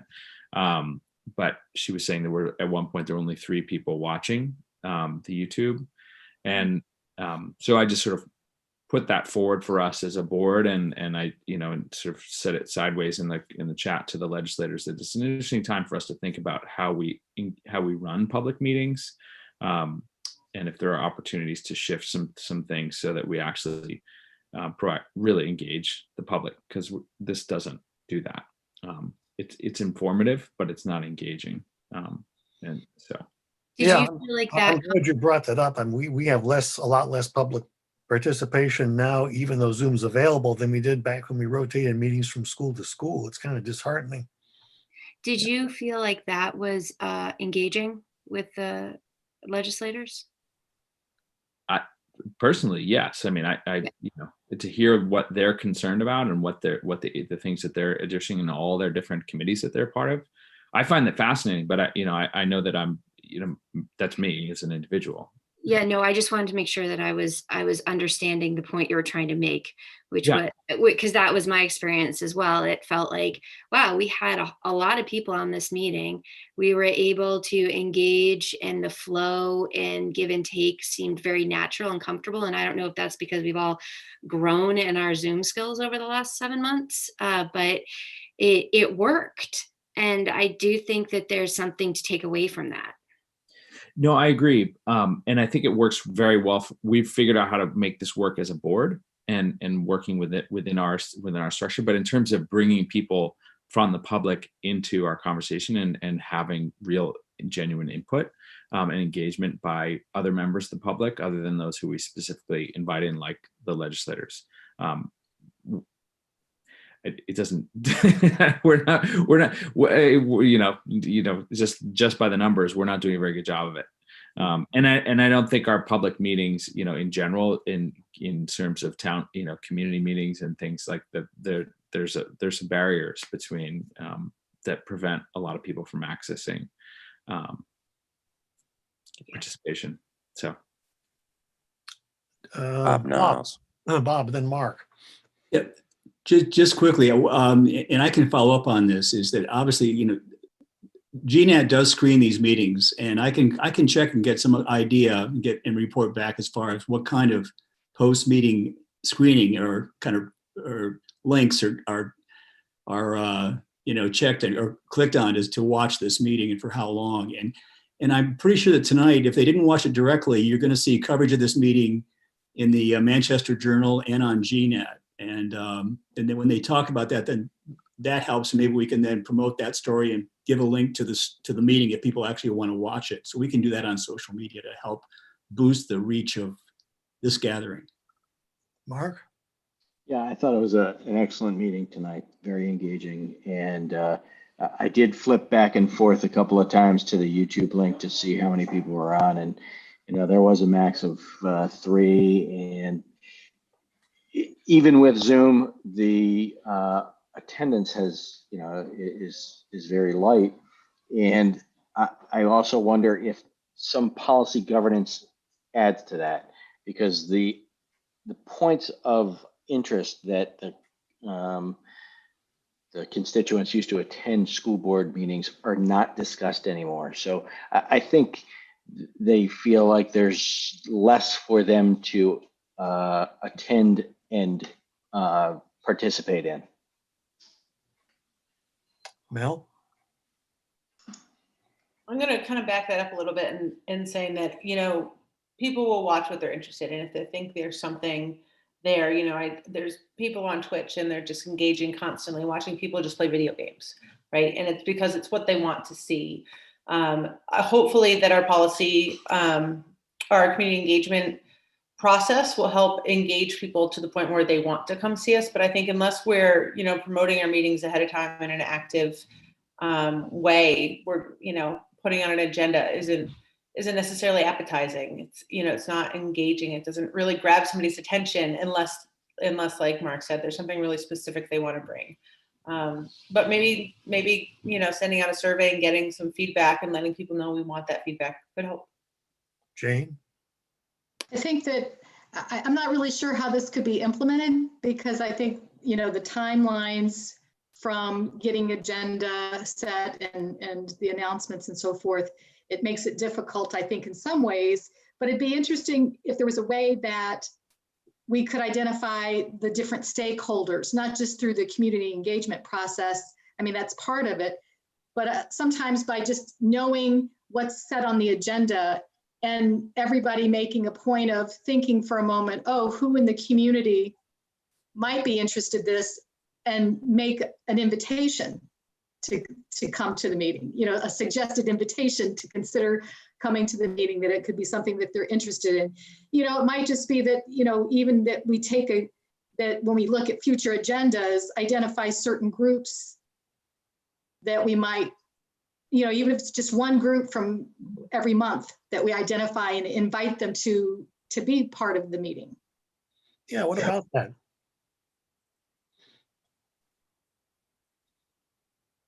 What's that? I said, what about that? I mean, I think Jane is right. There are at least sometimes a meeting where if you thought about it, you'd say, I know somebody who may be affected by what we're talking about next Tuesday. Let me invite her. Anybody can invite. You don't have to have a board decision to invite somebody. Mel? I think, kind of going back to, I think Mark said it too, if the policy governance makes it a little bit of a challenge to then, in my mind, if we're discussing and trying to figure something out, that Randy has brought to us and she said, this is how we're going. I mean, knowing that we're not supposed to micromanage Randy and she's supposed to report out what she's doing, where is that line that we're supposed to draw of getting community feedback on what Randy's doing versus, getting community engagement? They're two different things. And I just think it's a careful line that we really have to consider, if we are going to start bringing people in. If Randy's coming to say, hey, here's our new pre-K program that we put together, and at the same time, we've invited all pre-K parents to come in as a sounding board. Is that fair? Right? And is that our responsibility to hear it that way? And I'm not saying I don't want the feedback. I'm just saying it's a tricky fine line that I just want to we're considering. I know Mark wants to say something. Can I make one quick response to that, Mark, before you jump in? I think, this year for me is evolving, right? I'm learning and growing, and we are as partners. And we've got COVID kind of overlaying and infiltrating everything right now. But as we move forward, the opportunity moving forward, once we're kind of out from under this, I listen to those things and I think, okay, so what do I end up putting in my board report? And what is it that I decide to share with you that is of interest about where I'm heading or seeking input? Like, I think there's ways to potentially design it so that it can be engaging and still maintain a policy governance structure. And I think it's worth exploring, because I hear what all of you are saying, and I don't disagree at all. And I think there's a way to potentially really make it work well. Might one follow-up to that be that if there's something, for example, in the superintendent's report that we're not going to interfere with, but a member of the public might want to be able to ask her, well, how come you decided on this alternative rather than alternatives B or C? It's a legitimate question. Not that we're going to say to Randy, she's got to go back and do it a different way, but it's a way for the public to find out why we're doing what we're doing. Well, Deb? is Mark going next? Oh, I'm sorry, Mark. Yeah, I'll just be quick. Randy, you've had the principals come and give fabulous PowerPoints explaining their instructional plans. And I don't even know if we've had, 2 or 3 viewers watching those. And that's not a byproduct of policy governance. We don't have the parent teacher organizations attending meetings anymore. Principals don't really attend the meetings unless they're obligated to. For some reason, there's just a disconnect between attendance and the meeting, and it'd be a great thing to figure out how to fix. We're also, and I don't point the finger at policy governance. Yeah, we're also a much bigger district than we were, so it's for me, Weston is a long hike from Sunderland, for people to attend the meeting. The other question I was going to say, in my experience on boards in the past, not this one, that often people come to board meetings when they have a gripe and they want you to fix it, and we're not doing that, and people are just, we came a little close to that in our pre-K discussions, and that we could have slipped pretty far from policy governance that way. But people would come and they want you to fix this. And we've had people who've come and we've told them that we don't do that. But I think we're better off that way than being buffeted by whoever shows up and demands something. All right. It sounds like it's been a pretty good discussion, but it is also working up toward 9 o'clock. I think Randy, John, did you want to add something? No, but John has his hand up, and before you were I just wanted to. Yes, John. I just wanted to say that, when's the last time you watch C-SPAN? Doesn't mean that, people aren't engaged in national politics, but they don't necessarily want to see how the sausage is made. And that, I think that what Bob was saying, that, if people are reading the Reader's Digest version in the Manchester Journal, or getting the big ideas, our job is to be transparent and to engage the community. And maybe just this format in itself is not, I think it's worth us looking into, but it's also not the most engaging process to watch, and maybe that's okay, as long as we do our job to engage the community. I know I haven't watched C-SPAN ever, so. Seems like a pretty good note to end on, but does anybody else have anything they want to say? All right. Well, there's one more motion we need. So moved. I put a couple things in the chat. I don't need to say them all out loud, but I do think, I would love for us to come back to some of this conversation and think about. It's important. And by the way, maybe if Celeste can keep the screen up for a while, I believe it's actually possible to cut and paste things from the chat if you want to read them later too, isn't it? No, it is not. Oh, well. Well, keep it up for a minute or so folks can read it anyway. Dick has moved to adjourn. Is there a second? Seconded by Ben. All those in favor, please raise your hand. Anybody opposed, please raise your hand. Okay, we're adjourned. Our next meeting is December 15th. Thank you very much. Community engagement members, do we want to set that